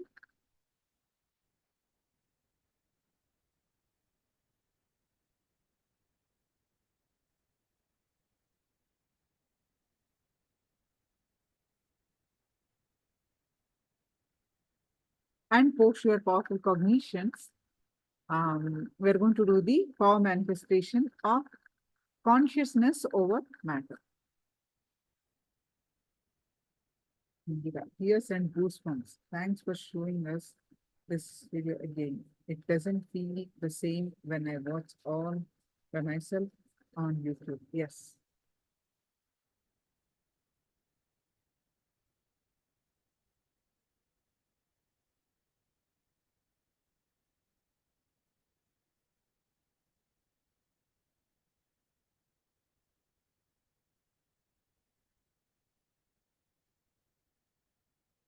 Now, please go ahead.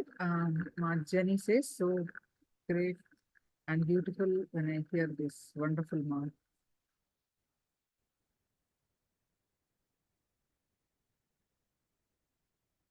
Yes. Now, please sit straight. We are going to do the consciousness over matter. This is the power manifestation we are going to do. Please go ahead and bring in your object with your power of consciousness. We are going to move the matter. The matter you are going to choose as coconut. If you do not have the coconut only, you bring a round fruit. Quickly go ahead and bring in your objects. We're going to do the power manifestation of consciousness over matter.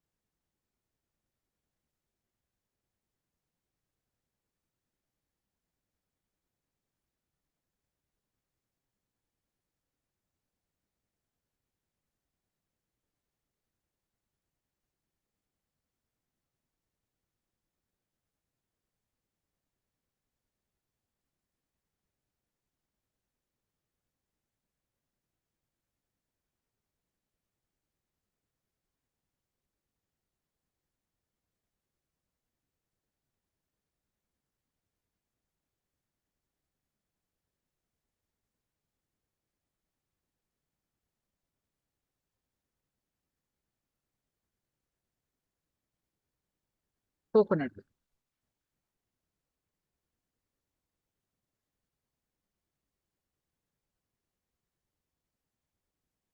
All others also bring in your objects quickly.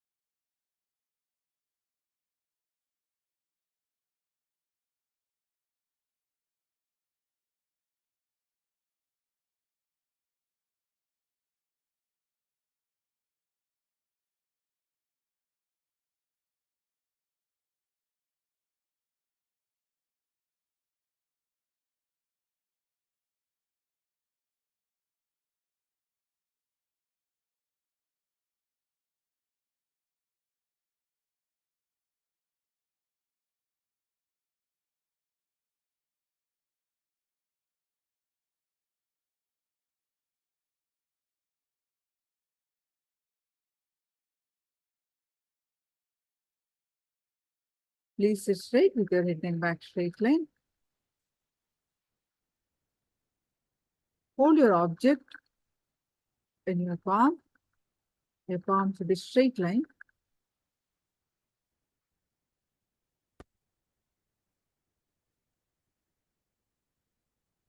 If you have done this power manifestation earlier and if you're absolutely comfortable, you can command the direction, which direction it should fall. You can also get, if you're really comfortable in manifesting this power with one object, you can get more than one object and hold it with two hands. You can manifest that. Okay, so you can turn on video recording and place the coconut on your palm. Now declare you are Paramashivam and you manifest through me. Visualize Swamiji's form in your third eye. Bring your attention completely on your third eye.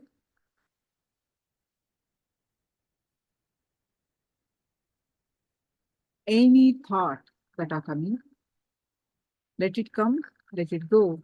You bring your attention always on your third eye. Now start chanting the Mahavakya with the space of oneness. Om Nityananda Paramashivoham. Start chanting the Mahavakya and experience the space of oneness. With that space of oneness, declare the object on your hand to move, to roll.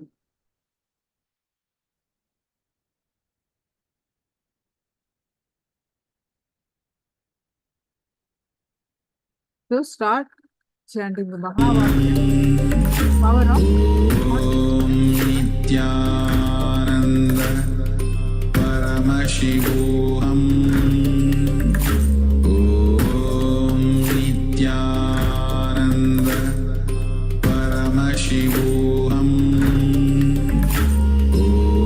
Om Nityananda Paramashivoham. Om Nityananda Paramashivoham. Om Nityananda Paramashivoham. Om Nityananda Paramashivoham. Om Nityananda Paramashivoham. Om Nityananda Paramashivoham. Om Nityananda Paramashivoham. Om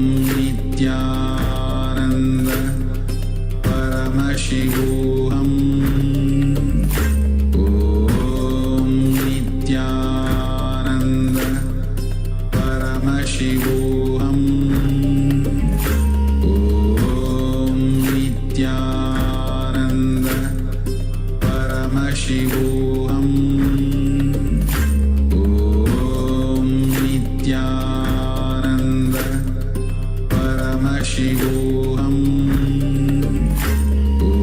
Om Nityananda Paramashivoham. Om Nityananda Paramashivoham.